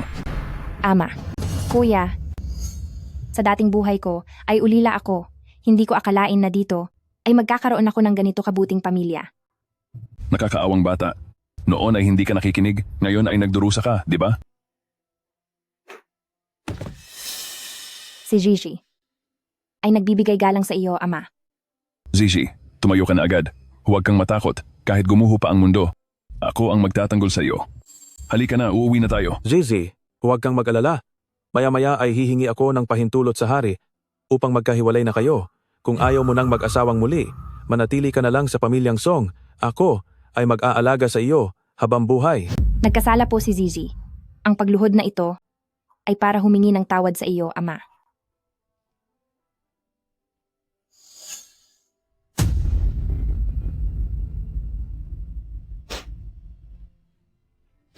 Hindi dapat naging matigas ang ulo ni Zizi sa kasal, para hindi ka na nag-alala para sa akin. Kasalanan ko dahil naging bulag ako, kaya nauwi sa ganito ang lahat. Nagsisisi na si Zizi, kaya pakiusap, ama. Iuwi mo na po ako. Hindi kailanman inisip ni Papa na kasalanan mo ito. Kasalanan ko ito? Dahil hindi ako naging maingat sa pagkilala ng tao, kaya 2 taon kang nagdusa. Mabait kong anak, Tara, uuwi na tayo. Nakasundo na si Chingwu sa mansyon at kasalukuyan na siyang ginagamot. Hindi mo na rin kailangang mag-alala kay Dalaga, kaya tara na. Umuwi na tayo. Yaoshi, kapag bumalik ka sa pamilya mo, hinding-hindi na kita susunduin at hindi rin kita basta-basta mapapatawad. Ayos ka lang ba? Song Yaoji, isipin mong mabuti. Sa loob ng 1 buwan, hindi kita kakausapin. Xiao Ziqian, bawasan mo naman yung pagiging mayabang mo. Saan mo naman nakukuha ang kapal ng mukha mo? Ikaw, General Xiao. Ama, Wala ba akong posisyon sa gobyerno? Song Xiang, Huwag mong kalilimutan. Hindi kaya masyado akong naging mabait sa iyo noong nakaraan? Para makabalik ka ng maaga mula sa kampanya, sino ba ang nagplano niyan para sa iyo? At ngayong nakasuot ka ng pang-4 na antas na pulang uniforme, sino naman ang nagbigay sa iyo ng ideya? Xiao Ziqian, kung wala akong anak na babae, mapapasayo ba ang lahat ng mayroon ka ngayon?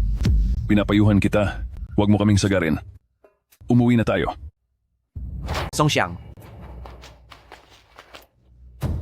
General, Yaoji, talaga bang lalayuan mo na ako?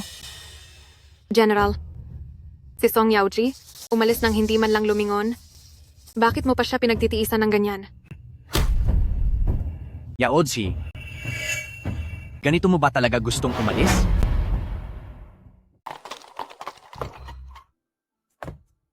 Gigi, andito na tayo sa bahay.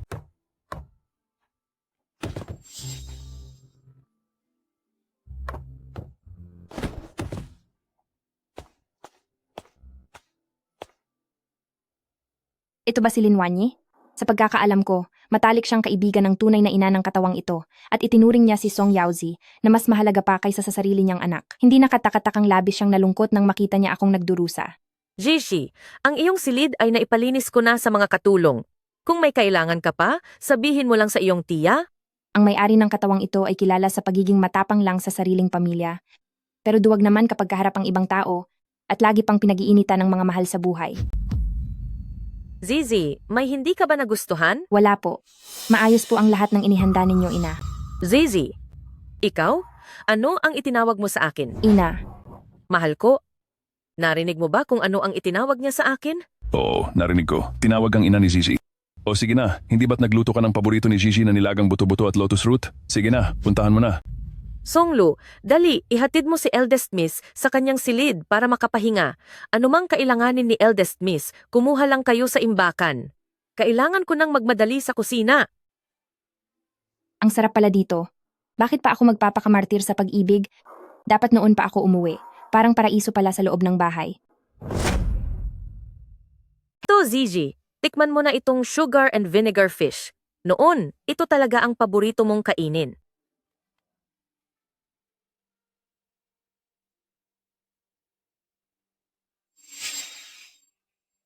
Napakasarap po. Kung gusto mo ay kumain ka pa ng marami, ipinagluto talaga kita nito.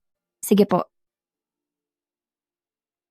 Ginang, kung dahil lang kay Gigi ay magkakaroon ng pamilyang Gia ng masamang tingin kay Kiao Kiao, ay mabuti pang itigil na ang kasal na ito. Pero bagay naman ang katayuan ng dalawa nating pamilya. Tama na, kung ang pamilyang Gia ay gusto ring itigil ang kasalan dahil dito, ibig sabihin lang nito ay ang anak ng pamilyang Gia ay isang taong mahina at walang silbi. Ang kasal na ito ay mabuting hindi na matuloy. Nakita mo na? Ako ay ang halimbawa ng taong naging sunod-sunuran noon. Sa tingin mo ba ay hindi sapat ang dinanas ko? Gusto mo ba talaga na magpakasal sa isang Xiao Ziqian version 2.0? Nakatatandang kapatid, anong ibig sabihin ng 2.0? Ito ay isa pang walang utang na loob at duwag na bersyon ni Xiao Ziqian. Ayaw ko nang magpakasal. Ang katulad ni Xiao Ziqian ay walang halaga. Tama iyan. Tingnan mo ang sarili mo. Sa ganda mong iyan, dapat kontrolin mo ang mga lalaki. Maraming lalaki sa mundo. Kung ang isang ito ay hindi matino, ay magpalit na lang tayo ng iba.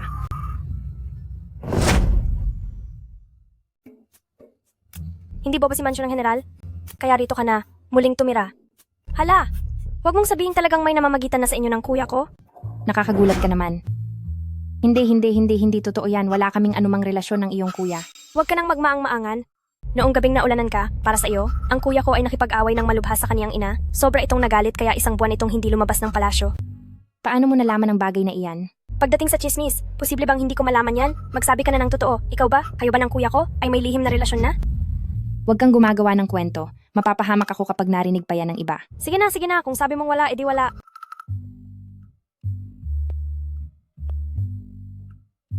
Nga pala, itong darating na pangangaso sa Taglagas, sasama ka ba? Sa totoo lang, ayaw ko talagang sumama. Pero nabalitaan ko na lahat ng pamilya ng mga opisyal ay kailangang dumalo. Dapat kang sumama? Balita ko ay, maraming may alagang lalaki doon at naghihintay lang sila ng oras ng pangangaso para sa kanilang sikretong pagkikita. Talaga? Nakakaintriga naman yan. Dapat ngang makita ko yan.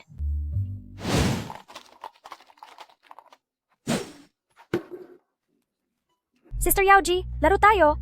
Prinsesa, tamad po ako at mahina ang ulo. Hindi po ako marunong yan. Napakadali lang yan, hindi ka naman mahina ang ulo, tuturuan kita. Nandito na ang kamahalan na si Shufei. Pagpupugay po sa inyo, Lady Shufei. Maaari na kayong tumayo. Noong nakaraan sa Zichen Palace, ang taong isinama ng mahal na hari ay ikaw, hindi ba? Noong nakaraan sa Zichen Palace, ang taong isinama ng mahal na hari, ikaw yon, di ba? Paano niya nalaman ang tungkol sa nangyari sa Zichen Palace? Akala ko pa naman ay isang napakagandang babae ang makikita ko, ngayong nakita, karaniwan ka lang naman pala. Bakit? Gusto ba ni Kuya si Ate Yaozi? Nagselos ka ba? Nagbibiro po kayo, Princess? Konsorte Shu, bakit parang namumutla ang iyong mukha? Ibig bang sabihin ay gusto nga ni Kuya si Ate Yaoji? Ikaw. Nagsasabi lang naman ako ng totoo. Nandito na po ang Prinsipe Rui.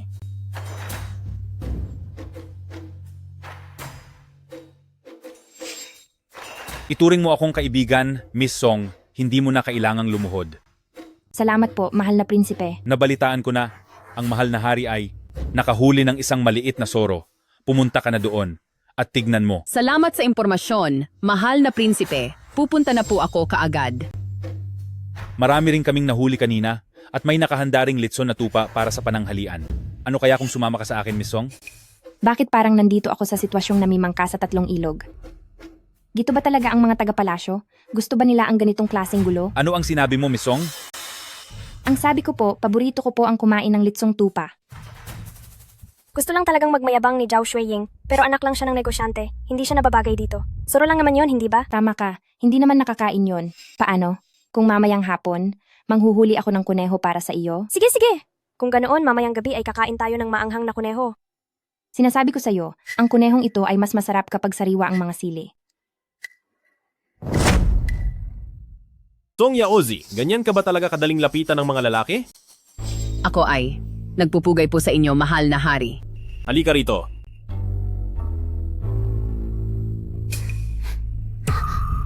Fulin, paghandaan ng upuan si Konsorte Shu. Opo. Parang ramdam ko na ang aking kapatid ay sadyang iniiwasan si Zhao Shui. Bakit ba siya tingin ng tingin sa akin? Ang kulungan na ito ay buksan nyo para sa akin. Mahal na Reyna, likas na mailap, at mabangis ang hayop na ito, nag-aalala po ako na baka saktan kayo nito. Ito ang pulang lobo na regalo ng mahal na hari. At dahil sumisimbolo ito sa pagmamahal ng mahal na hari, paano ako nito magagawang saktan? Bilisan mo at buksan na yan. Opo. Halika rito, gagamutin ko ang sugat mo. Lapastangan, nagawa mo akong kagatin. Tulong, bilisan nyo. Parurusahan ko ang hayop na ito. At gagawin ko itong damit. Mahal na Reyna, ang maliit na sorang ito ay ibibigay natin kay Yaozi. Hindi pwede. Akin ang bagay na iyan. Sandali. Ang sorang ito ay ibibigay kay Madam Xiaosong. Sister Yaozi, napakabuti talaga ni mahal na kuya sa iyo. Kung pumasok ka lang sa palasyo ng mas maaga, siguradong wala sanang nagawang kahit ano si Consorte Shu. Patawarin mo na ako. Gusto ko pang mabuhay ng mas matagal. Ibabalik ko lang ang sorang ito.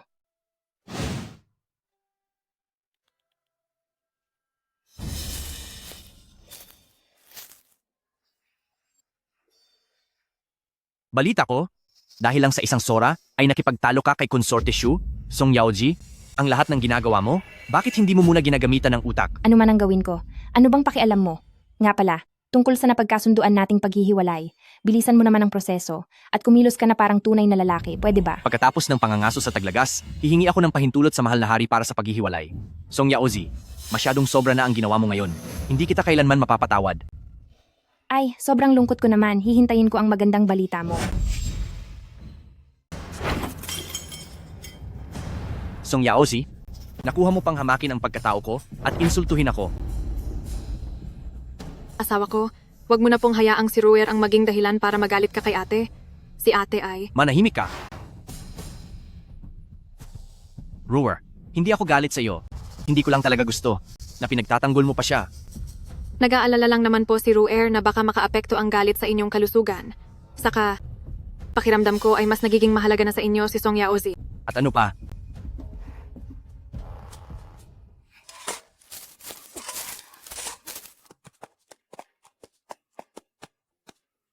Ano bang ginagawa natin dito? Nananatili lang tayo sa tabi para maghintay. Sandali na lang, pag nahulog ang kuneho sa ating bitag, ay tsaka natin ito huhulihin.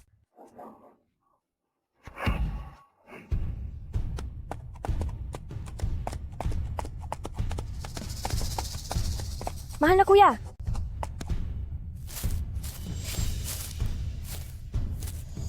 Pagbati po sa inyo, mahal na hari. Song Yaozi, anong ginagawa mo rito? O baka naman wala na? Yung sorong ibinigay ko sa iyo at naghahanda ka ng ilibing ito? Hindi po. Ang inyong lingkod ay naggagawa lang para kay princess ng bitag para sa kuneho. tama po.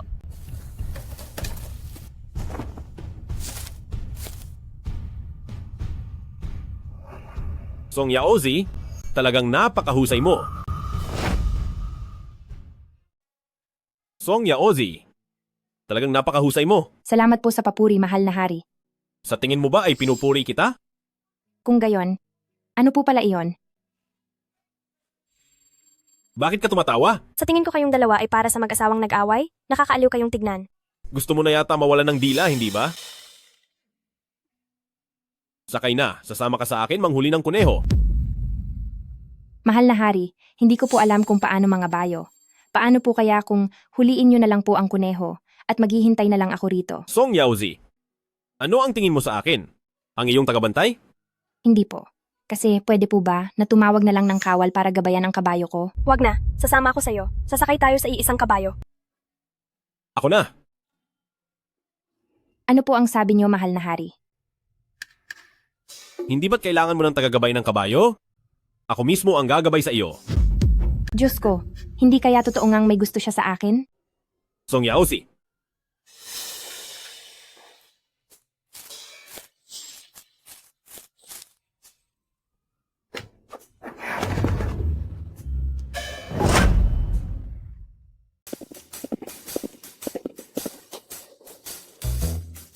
Song Yaozi. Wala na siya? Malapit na. Baba.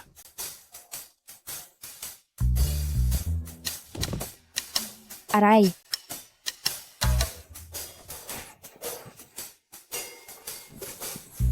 Anong ginagawa mo?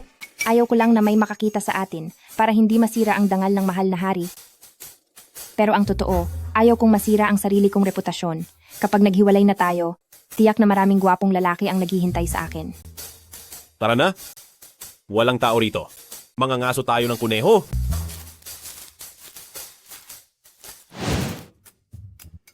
Ipakita mo sa akin kung paano ka gumamit ng pana. Mahal na hari, hindi po ako marunong gumamit ng pana. Tuturuan kita.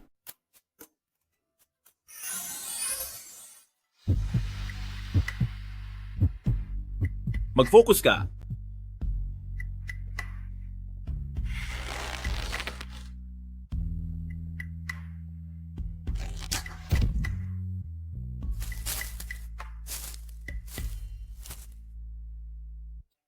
Bakit tulala ka dyan? Hawakan mo ito. Napakagaling niyo pong gumamit ng pana, mahal na hari. Kung ikukumpara kay Xiao Ziqian, Hindi ko pa po siyang nakikitang manggaso, pero siguradong wala siyang panama sa galing niyo. Tara na po, mahal na hari. Manghuli pa tayo ng maraming kuneho.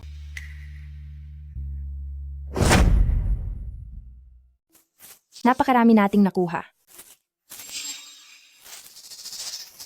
Napakakilos magnanakaw niya. Hindi ba kampo iyon ng mahal na reyna?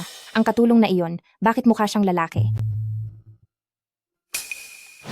Balita ko po, marami sa kanila ang nag-aalaga ng mga lalaking kasama at naghihintay lang sa panahon ng pangangaso sa taglagas para makipagkita ng palihim. Mukhang kawili-wili ito. Hindi ko akalaing makakapaghiganti ako ng ganito kabilis. Mahal na prinsesa. Wow, lahat ba ito ay huli ni Kuya para sa iyo? Ngayon, sa iyo na ang lahat ng ito. Ate, Hindi mo dapat ako tawagin ng ganyan. mangyayari din naman iyan sa hinaharap. Ano kaya kung mamayang gabi ay magdaos tayo ng isang bonfire? Maghanda tayo ng 2 bonfire, kung saan ang lahat ay masayang magiinuman, maaari pa tayong kumanta at sumayaw. Pagdating ng oras na iyon, gagawin ko naman itong mga sitsirya at pagkain, hindi ba napakaganda niyon? Kapag oras na, paglapitin natin ang 2 bonfire, sa galing ko sumayaw, tiyak na mabibighani ang lahat ng mga lalaking iyon. Sabihan mo ang lahat na ngayong gabi ay kailangang dumalo silang lahat. Titingnan ko kung anong damit ang magandang isuot. Ate, tulungan mo akong pumili mamaya?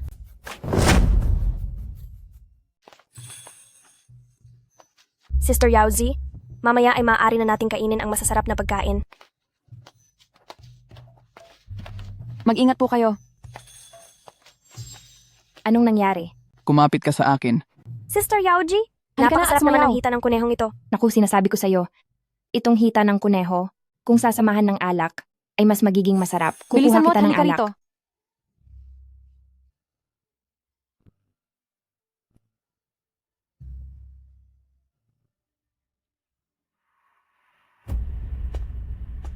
Isa akong taong marunong gumanti, hindi pa huli para malaman mo iyon ngayon. Empress Dowager. Ipinaghiganti ka na ni Binibining Qingwu. Napakasaya nito. Sister Yaozi, nandito ka na pala. Halika rito. Prinsesa, hindi ka pa sumasayaw, di ba? Ano ba iyon? Pupunta na Napakasarap talaga pagkatapos nito. kumain. Narito na ang alak. Napakasarap talaga. Napakasandaling panahon ng itinimtong alak nito. May sunog. May sunog doon. Takbo na kayo. Sunog. Bakit biglang nagkasunog? Nandoon si Empress Dowager. Bilis! Tumawag kayo ng tutulong. Pakiusap. Ilabas si Empress Dowager para makaligtas. Naku, lagot na. May malaking problema. Hindi ito maaari. Napakalaking sakuna. Hindi ito maaari. May malaking problema. Wala kang silbi. May nangyari ba kay Empress Dowager? Kapag hindi ka pa nagsalita, Paparusahan paparusahan kita ng matindi. Tungkol kay Empress Tungkol kay Dowager. si Empress Dowager. Siya po. Hindi man lang makapagsalita ng maayos ang kawal na ito. Tayo na lang ang tumingin. Sige. Sandali lang. Pumunta ka doon at ipaalam sa lahat.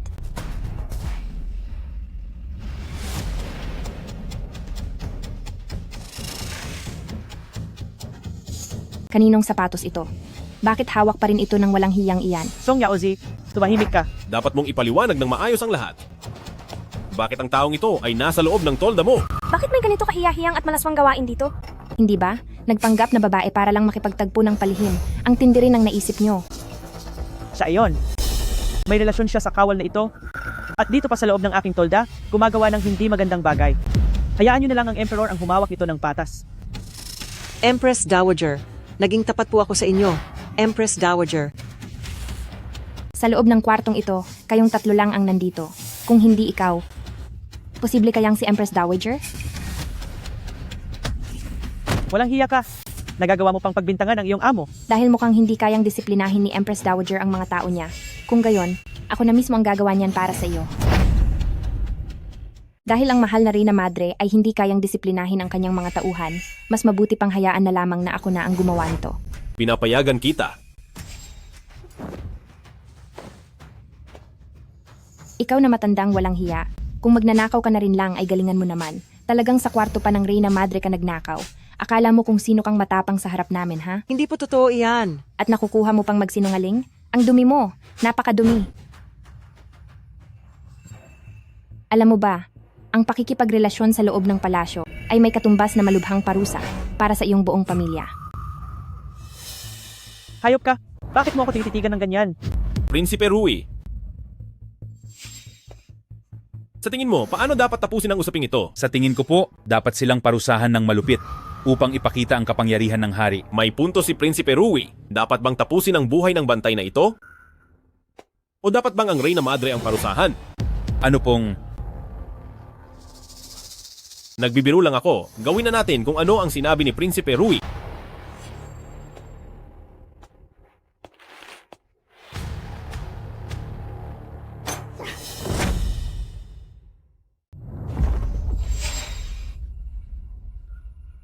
Mahal na hari. Mahal na hari, anong nangyari sa inyo? Kukuha ng dugo?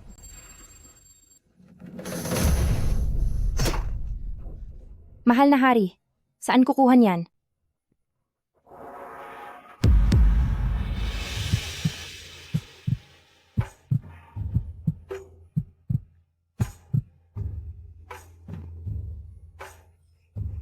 Lumala na ang lason sa katawan ko at dugo mo lang ang tanging makakatulong sa akin.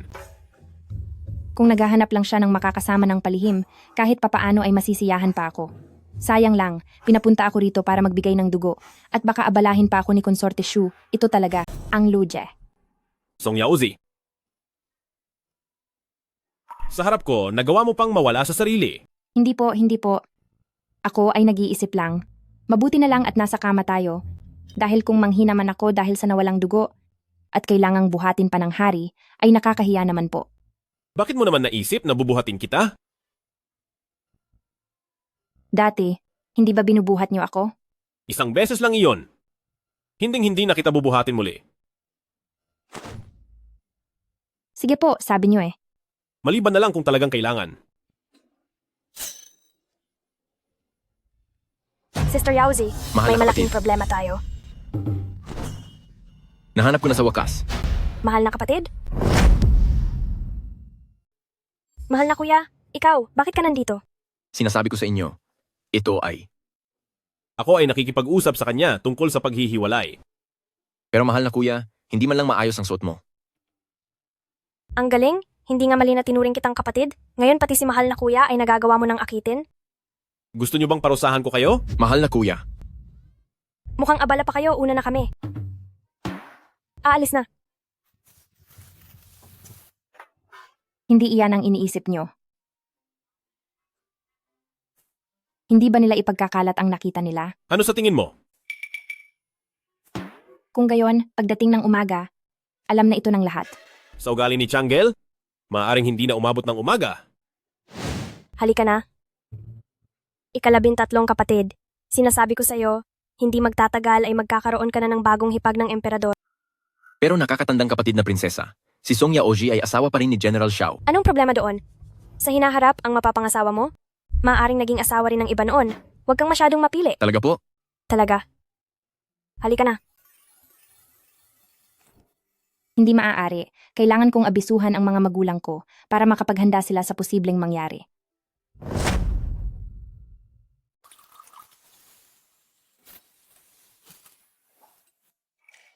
Maupo ka.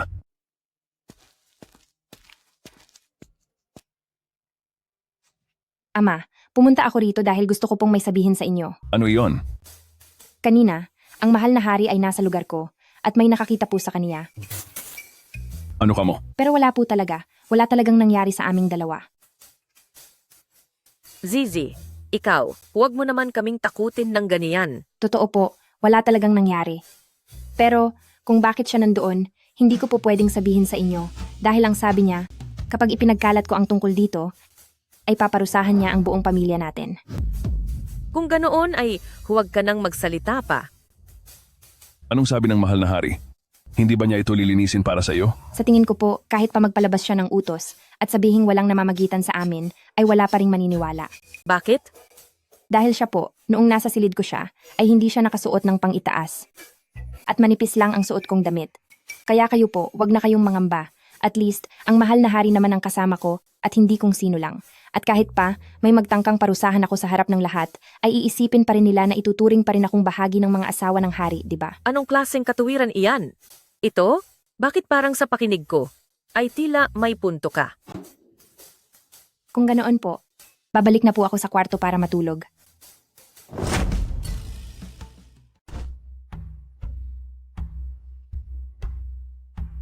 Kaya naman pala, talagang gusto mong makipaghiwalay. Dahil pala, nakahanap ka na ng makapangyarihang malalapitan. Akala mo naman kung sino kang napakalinis, hindi ko akalain na isa ka lang pala na walang hiyang babae. Ikaw? Hindi ka pa ba natututo? Gusto mo pa bang masaktan ulit? Sabihin mo, paano kaya kung masira ko ang mukha mo, magugustuhan ka pa rin ba ni Xiao Ziqian? Huwag kang gumawa ng kung ano. Gusto mo ba na talagang patahimikin ako? Alam ng lahat dito na may namamagitan sa inyo ng hari. O baka gusto mong paalisin ang lahat dito? General? Dati mo pa pala alam, itinatago mo ito sa akin at nakipagkaisa ka pa sa iba para pagmukhain akong tanga. Mahal ko, si Song Yaozi ang walang hiya. Siya ang kahiyahiya at hindi ikaw. Umalis ka. Mahal, Hindi mo ba narinig na sinabi kong umalis ka na? Layas. mahal ko, huwag mo namang pabayaan ang sarili mo.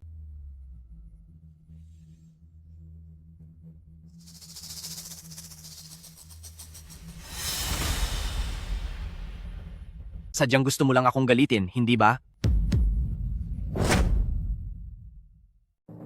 Ginagawa mo ba ito para galitin ako?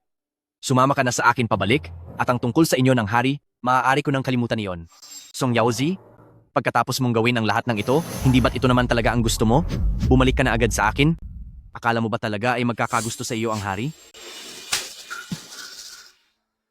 Song Yaozi, Bakit ka ba nagkakaganyan? Hindi ito ang unang beses na sinampal kita.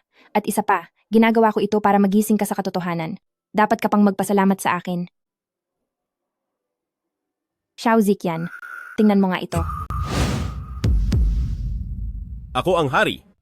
Hawak mo ang aking jade pendant, kaya kahit may mga kaluluwa pang naghahanap sa iyo sa gabi, hindi sila makakalapit sa iyo. Pare, balak mo pa talagang agawin ito? Ngayon, naintindihan mo na ba kung may gusto sa akin ang hari o wala? paano mo nagawa ito? Ikaw muna ang naging Xiao Ziqian at walang puso. Kung nagawa mong pakasalan ang kung sinong county princess, bakit hindi ko kayang akitin ang hari? At isa pa, hindi ko ito. Unang beses na ginawa ito sa hari. Hindi maaari. Gusto mo lang makuha ang atensyon ko para tingnan kitang muli. Kung iyan talaga ang iniisip mo, sasabihin ko sa iyo, nagtagumpay ka. May isa pa, noong nandoon tayo sa palasyo ng Feishuang, kung saan nakatagpo pa tayo ng mga masasamang tao. Naaalala mo ba? Ang babaeng binuhat ng mahal na hari ay ako.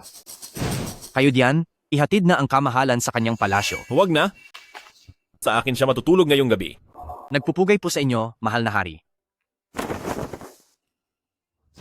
Ikaw, Song Yaozi, gaano katagal? Gaano na kayo katagal natutulog ng magkasama? Xiao Ziqian, babalakin mo pa bang saktan ang kapatid ko? Sa totoo lang, hindi mo kailangang magalit ng ganyan. Sa loob ng 2 taon na pagtitiis, hindi ka rin naman nakapaghintay, di ba?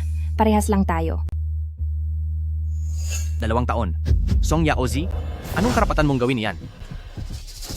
Ako, may magandang balita rin na sasabihin sa iyo. Magkakaroon na ako ng anak. Ikaw?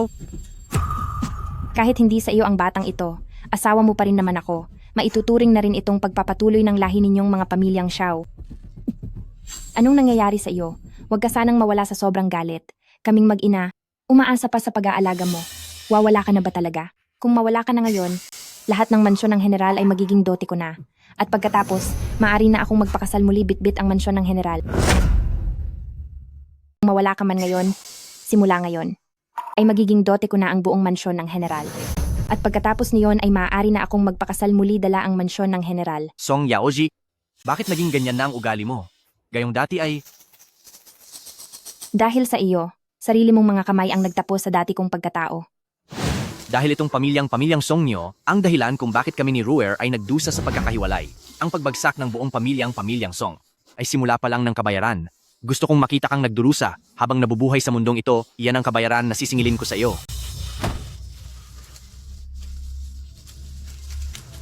Tara na. Miss.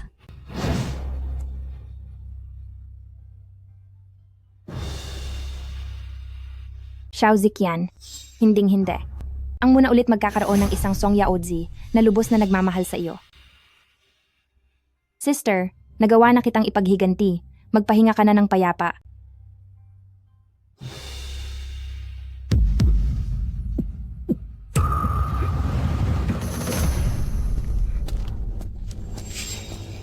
Sabi po ng Empress Dowager, sa gaganaping handaan ng pamilya matapos ang pangangaso, ay gusto niyang dumalo rin signang Xiao. Talagang ayaw tumigil. Kakaalis lang ng lalaki niya. Ayan na naman siya at nagpapakitang gilas. Talagang naghahanap ng gulo. Maari ko po bang itanong, sir, kung sa pagkakataong ito, dadalo ba ako bilang asawa ng general o bilang kabahagi ng royal family? Kung bilang bahagi ng royal family ang pagdalo ko, hindi ko alam kung para kanino sa mga anak niya ako iniimbitahan ng Empress Dowager ngayon. Maari ko bang itanong Yunok sa pagkakataong ito, pupunta ba ako bilang asawa ng general o bilang bahagi ng pamilya ng hari? Siyempre, narito ako para anyayahan si Madam Xiao sa ngalan ni General Xiao. Itinuturing ng mahal na reyna ang general na parang sariling anak, kaya kay Madam Xiao, ituturing ka rin niya bilang sariling manugang po. Ayan na naman ang mga linyang iyan. Pero, kapag nawala ako ng matagal, paniguradong mag-aalala ang itay ko. Sabi po ng mahal na reyna, Song Xiang ay sasama rin sa inyo, Madam Xiao. Huwag po kayong mag-alala. Huwag kang matakot, Sister Yaoji. Sumama ka sa akin. Tara.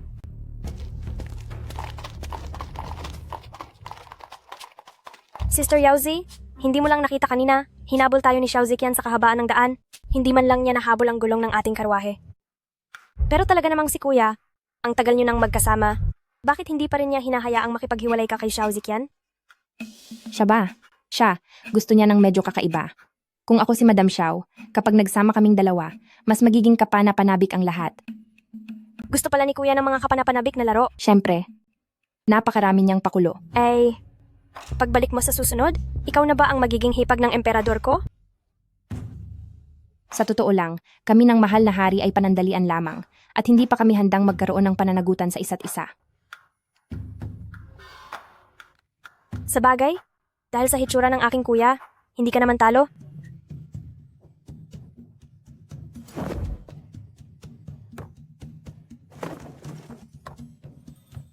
Miss Song, papunta ka rin ba sa palasyo para sa hapunan? Opo. Papunta rin ako doon para sa hapunan ng pamilya. Gusto mo bang sabay na tayong pumunta? Papunta rin ako sa palasyo para sa salusalo ng pamilya. Bakit hindi tayo sabay na magpunta roon? Sige. Mabuting ideya iyan. Eksaktong 3 tayong magkakasamang pupunta. Kung naiinip si Empress Dowager, maaari kang humanap ng ibang mga lalaki para makalaro. Basta't siguraduhin mong hindi ka na mahuhuli muli at maaari ko itong hindi pansinin. Huwag po kayong magalit, Empress Dowager. Masyadong busy si kamahalan nitong mga nakaraang araw. Siguradong pagod lang po siya. Ako, tingin ko ay masyado siyang nabulag sa mapanuksong babaeng iyon. Mapanuksong babae.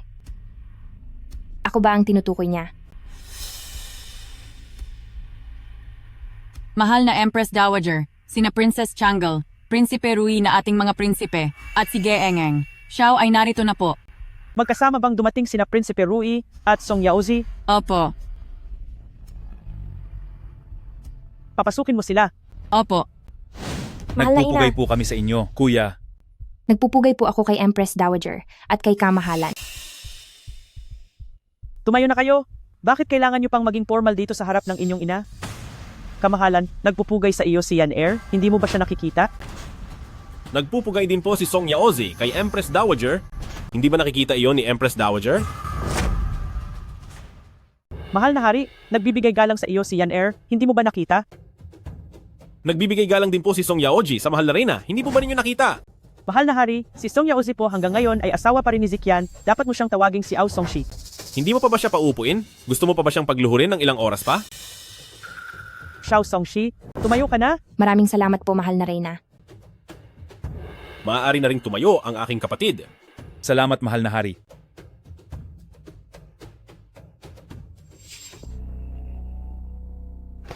Mahal na Pagbati ko sa hari inyo at sa mahal na reyna. Ministro Xiao, maaari ka nang tumayo. Salamat po, mahal na hari.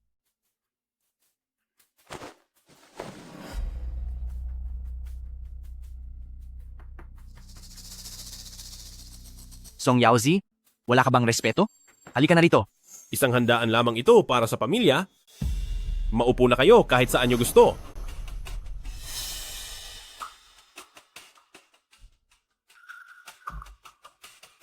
Ikalimang imperial na kuya, bakit ka nakaupo riyan? Mukhang hindi iyan ang pwesto mo, di ba? Kakabanggit lang po ng mahal na hari na ngayong araw ay isang family dinner kaya pwedeng maupo kahit saan. Kung magiging isa rin si Prinsipe Rui sa mga lihim kong karelasyon at niloloko na si Xiao Ziqian sa harap niya at kung sakaling magrebelde siya, sa kaninong panig kaya siya kakampi? Iisipin kaya niya na masyado nang magulo ang maharlikang pamilya, mas mabuti pang ako na lang ang maging hari. Nakakatakot. Ayaw ko nang isipin. Yan Er, bakit mo siya katabing maupo? JR, bakit ka tumabi sa kanya? Nakita ko po na walang nakaupo rito kaya naupo na ako. May problema po ba doon? Song Yaozi, mas mabuti pa, manatili ka rito sa palasyo ngayong araw, tuhugin mo ang mga nagkalat na butil ng rosaryo sa sahig upang kumalma ang iyong kalooban.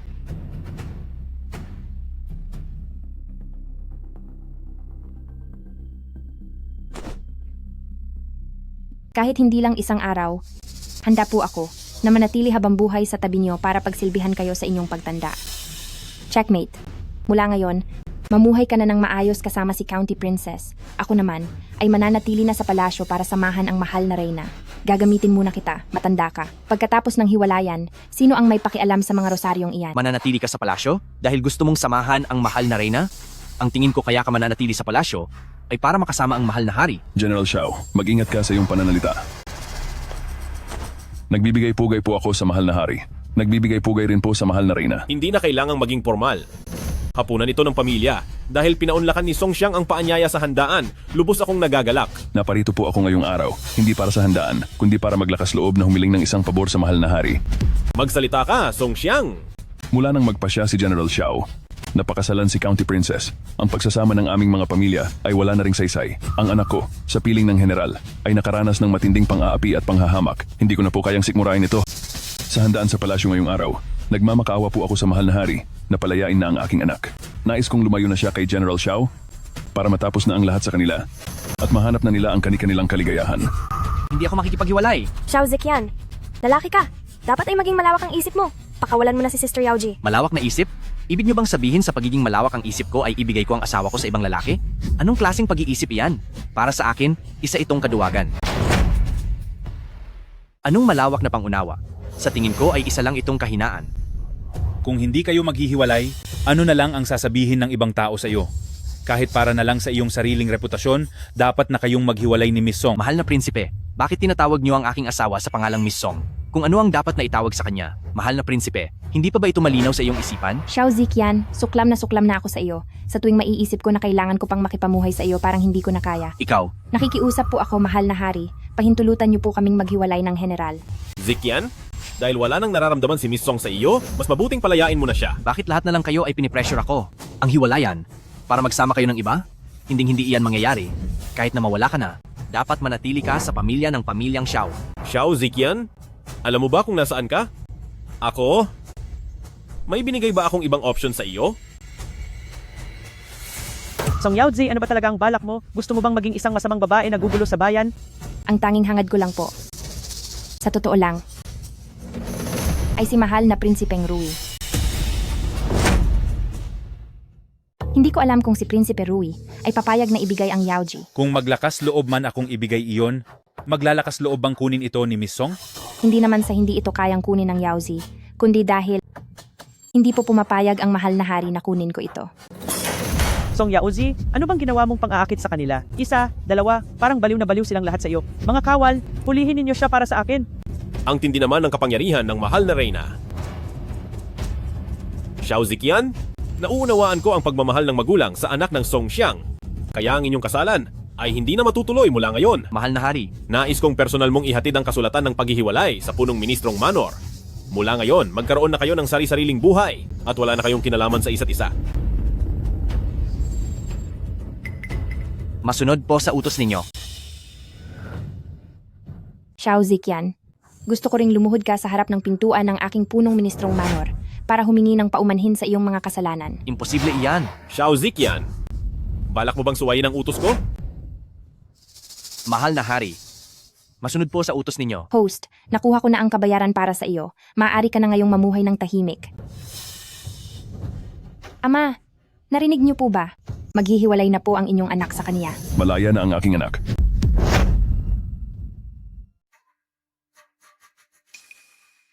Mahal ko, dahil wala naman siyang puso, bakit mo pa kailangang isipin ang inyong nakaraan?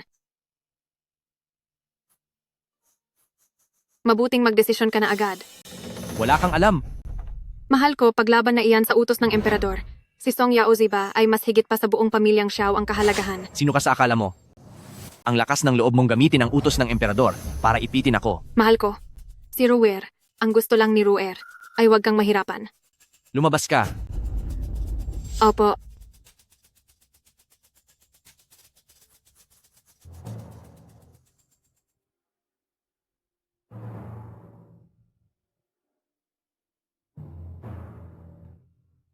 Sabi nila, ang pagsasama ng mag-asawa ay may malalim na ugnayan at respeto sa isa't isa.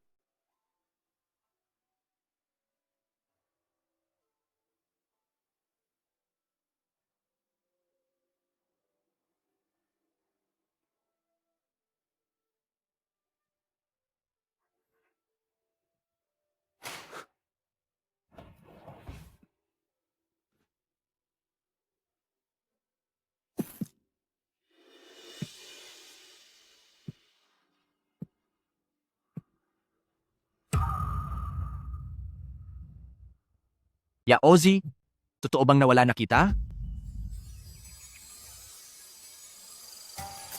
Miss, may magandang balita. Dinala na ni Xiao Ziqian ang dokumento ng inyong paghihiwalay. Talaga? Nakaluhod siya ngayon sa tapat ng pinto, nagsusumamo at humihingi ng tawad. Bilis, ipaghanda mo ko ng tubig para makapag-ayos. Tapos ilabas mo ang pinakamaganda kong damit at mga alahas. Opo. Sa ganitong pagkakataon, kailangang suot ko ang aking pinakamagarang damit.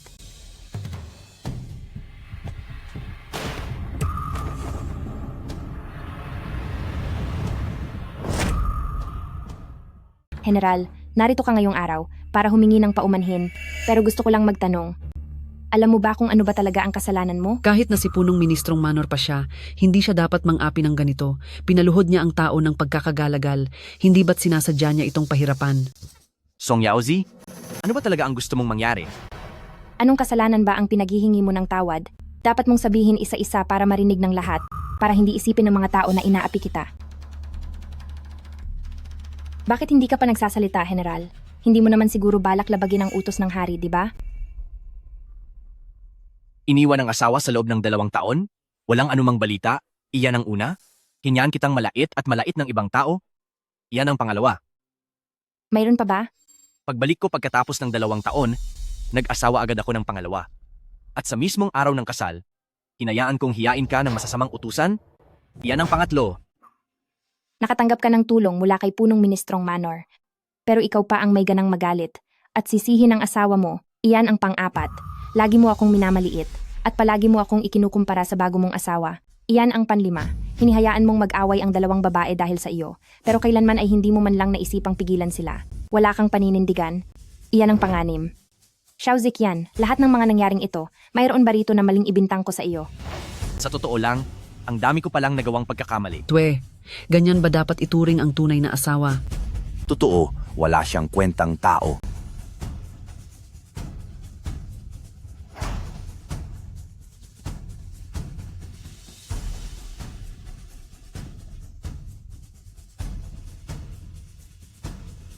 Ngayong araw, nais ko kayong lahat na maging saksi. Ako si Song Yaozi. Kailanman ay hindi nagkasala kay Xiao Ziqian. Siya ang nagtaksil sa akin. Simula ngayong araw, maghihiwalay na kami. At mula ngayon, malaya na kami sa isa't isa. Wala na kaming kinalaman sa buhay ng isa't isa. Sayang naman. Dahil pagkatapos nito, mahihirapan na siyang mag-asawa ulit. Oo nga. Sino ba naman ang papatol sa isang babaeng hiwalay na sa asawa? Tama ka. Narito na ang mga handog sa kasal. Narito na ang mga handog para sa kasal.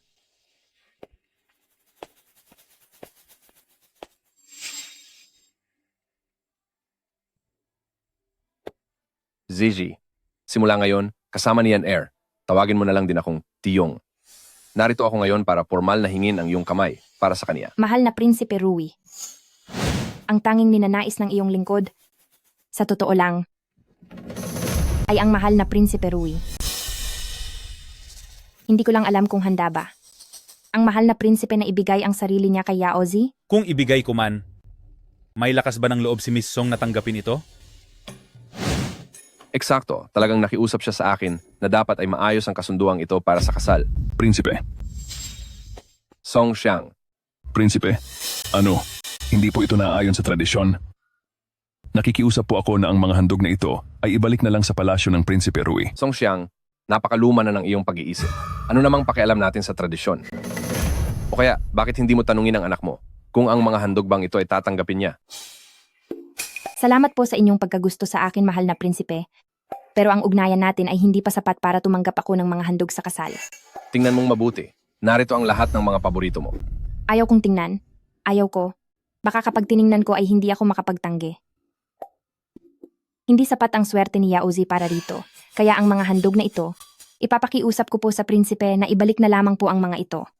Isang kalahating kali ang haba ng mga handog na ito, magkano kaya ang halaga nito? Narito na ang mga handog. Narito na ang mga handog para sa kasal. Narito na ang mga handog para sa kasal. Panganay na prinsesa. Mga kamag-anak ng pamilya ng hari, pati na ang mga opisyal ng gobyerno. Bakit sila naritong lahat?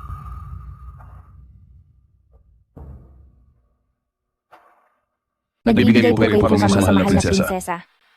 Maaari na kayong tumayo. Zizi, huwag kang matakot. Sa araw na ito pumarito ako dahil sa pakiusap ni Yeer. Dahil sa batang iyon, pumunta ako sa punong ministrong Manor upang formal na hingin ang kamay para sa kaniya. Ika-11, bakit ka narito? Ako po, ang inyong kapatid po, ay... Sige na, hayaan na, pumunta ka na sa likod ko. At samahan mo kaming hingin ang kamay para kay Yeer. Sige po, masusunod po.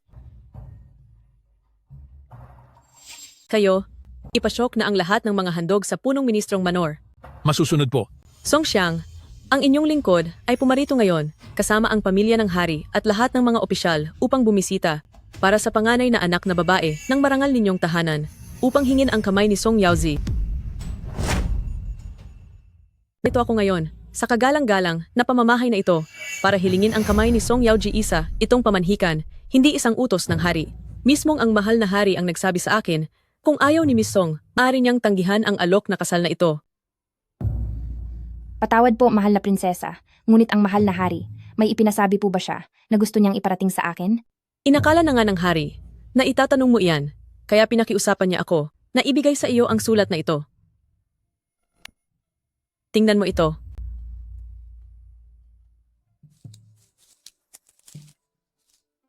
Gigi, ang alok na ito ng kasal ngayon ay tanda ng aking pagmamahal. Mula bata pa ay mag-isa na ako sa buhay. 20 taon akong naglakbay ng nag-iisa. Nang makilala kita, doon ko lang nalaman kung ano ang halaga ng mga mahal sa buhay at ang kapayapaan sa mundo.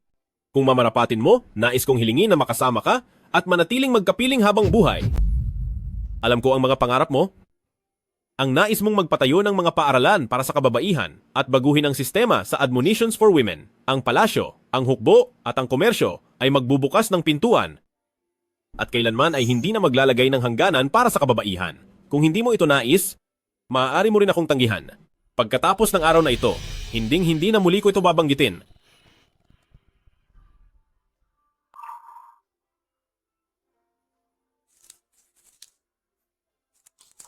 Miss Song, nakapag-isip ka na ba? Payag po ako. Kung ganoon, ang kasal na ito, ako na po ang siyang, mismong mamamahala para sa inyo. Tinitiyak ko sa inyong maayos na maayos ang lahat.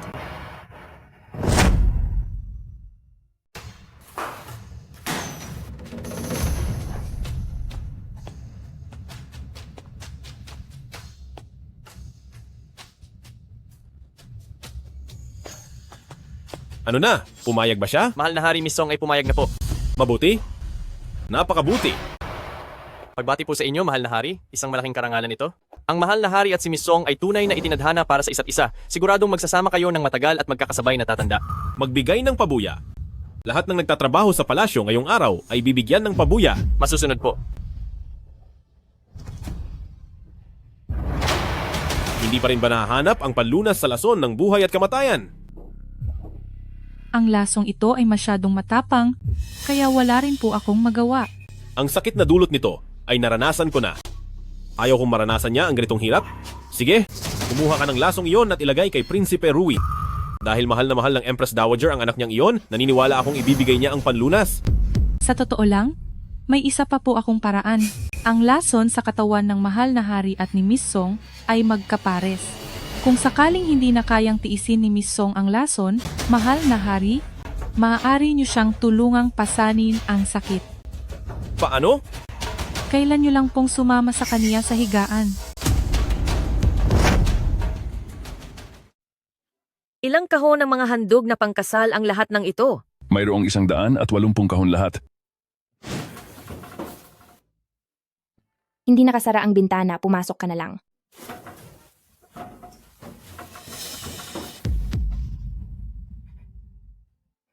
Hindi ko akalain na darating ang araw na makikita kong dumaan sa bintana ang ating kamahalan.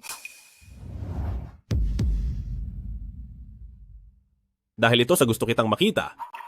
Kung ibang tao yan na pinadaan ako sa bintana, siguradong parurusahan ko siya ng malala. Sa bagay, masunurin naman ang ating mahal na hari kapag kailangan. Sinong makakatalo sa inyo? Totoo yan. Gustong makipag-agawan sa akin ni Prinsipe Rui, nananaginip lang siya. Kahit ang trono ay hindi niya maagaw sa akin.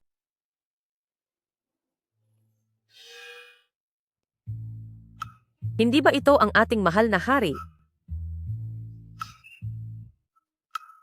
Hindi.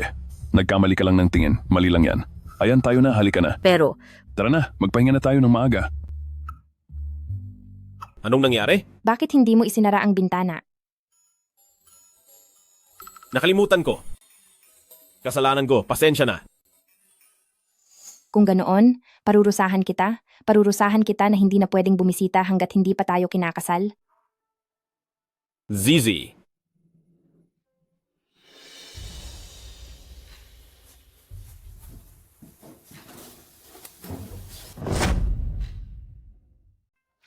Miss, narito na ang mahal na hari.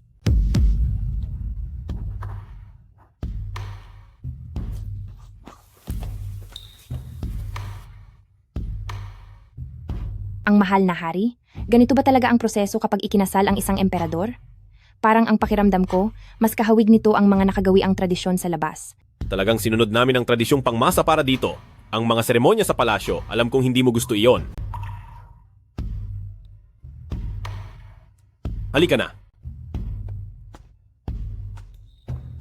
Ihanda ang kalesa.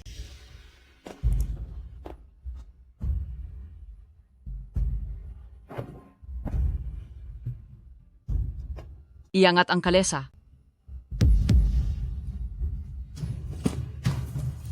Bilang opisyal na tagapamagitan at alinsunod sa utos ng hari, ibinibigay ang kasulatan ng pagtatalaga sa mahal na reyna, pati na rin ang sagradong selyo. Mabuhay ang mahal na reyna. Mahabang buhay para sa mahal na reyna. Tumayo na po kayong lahat.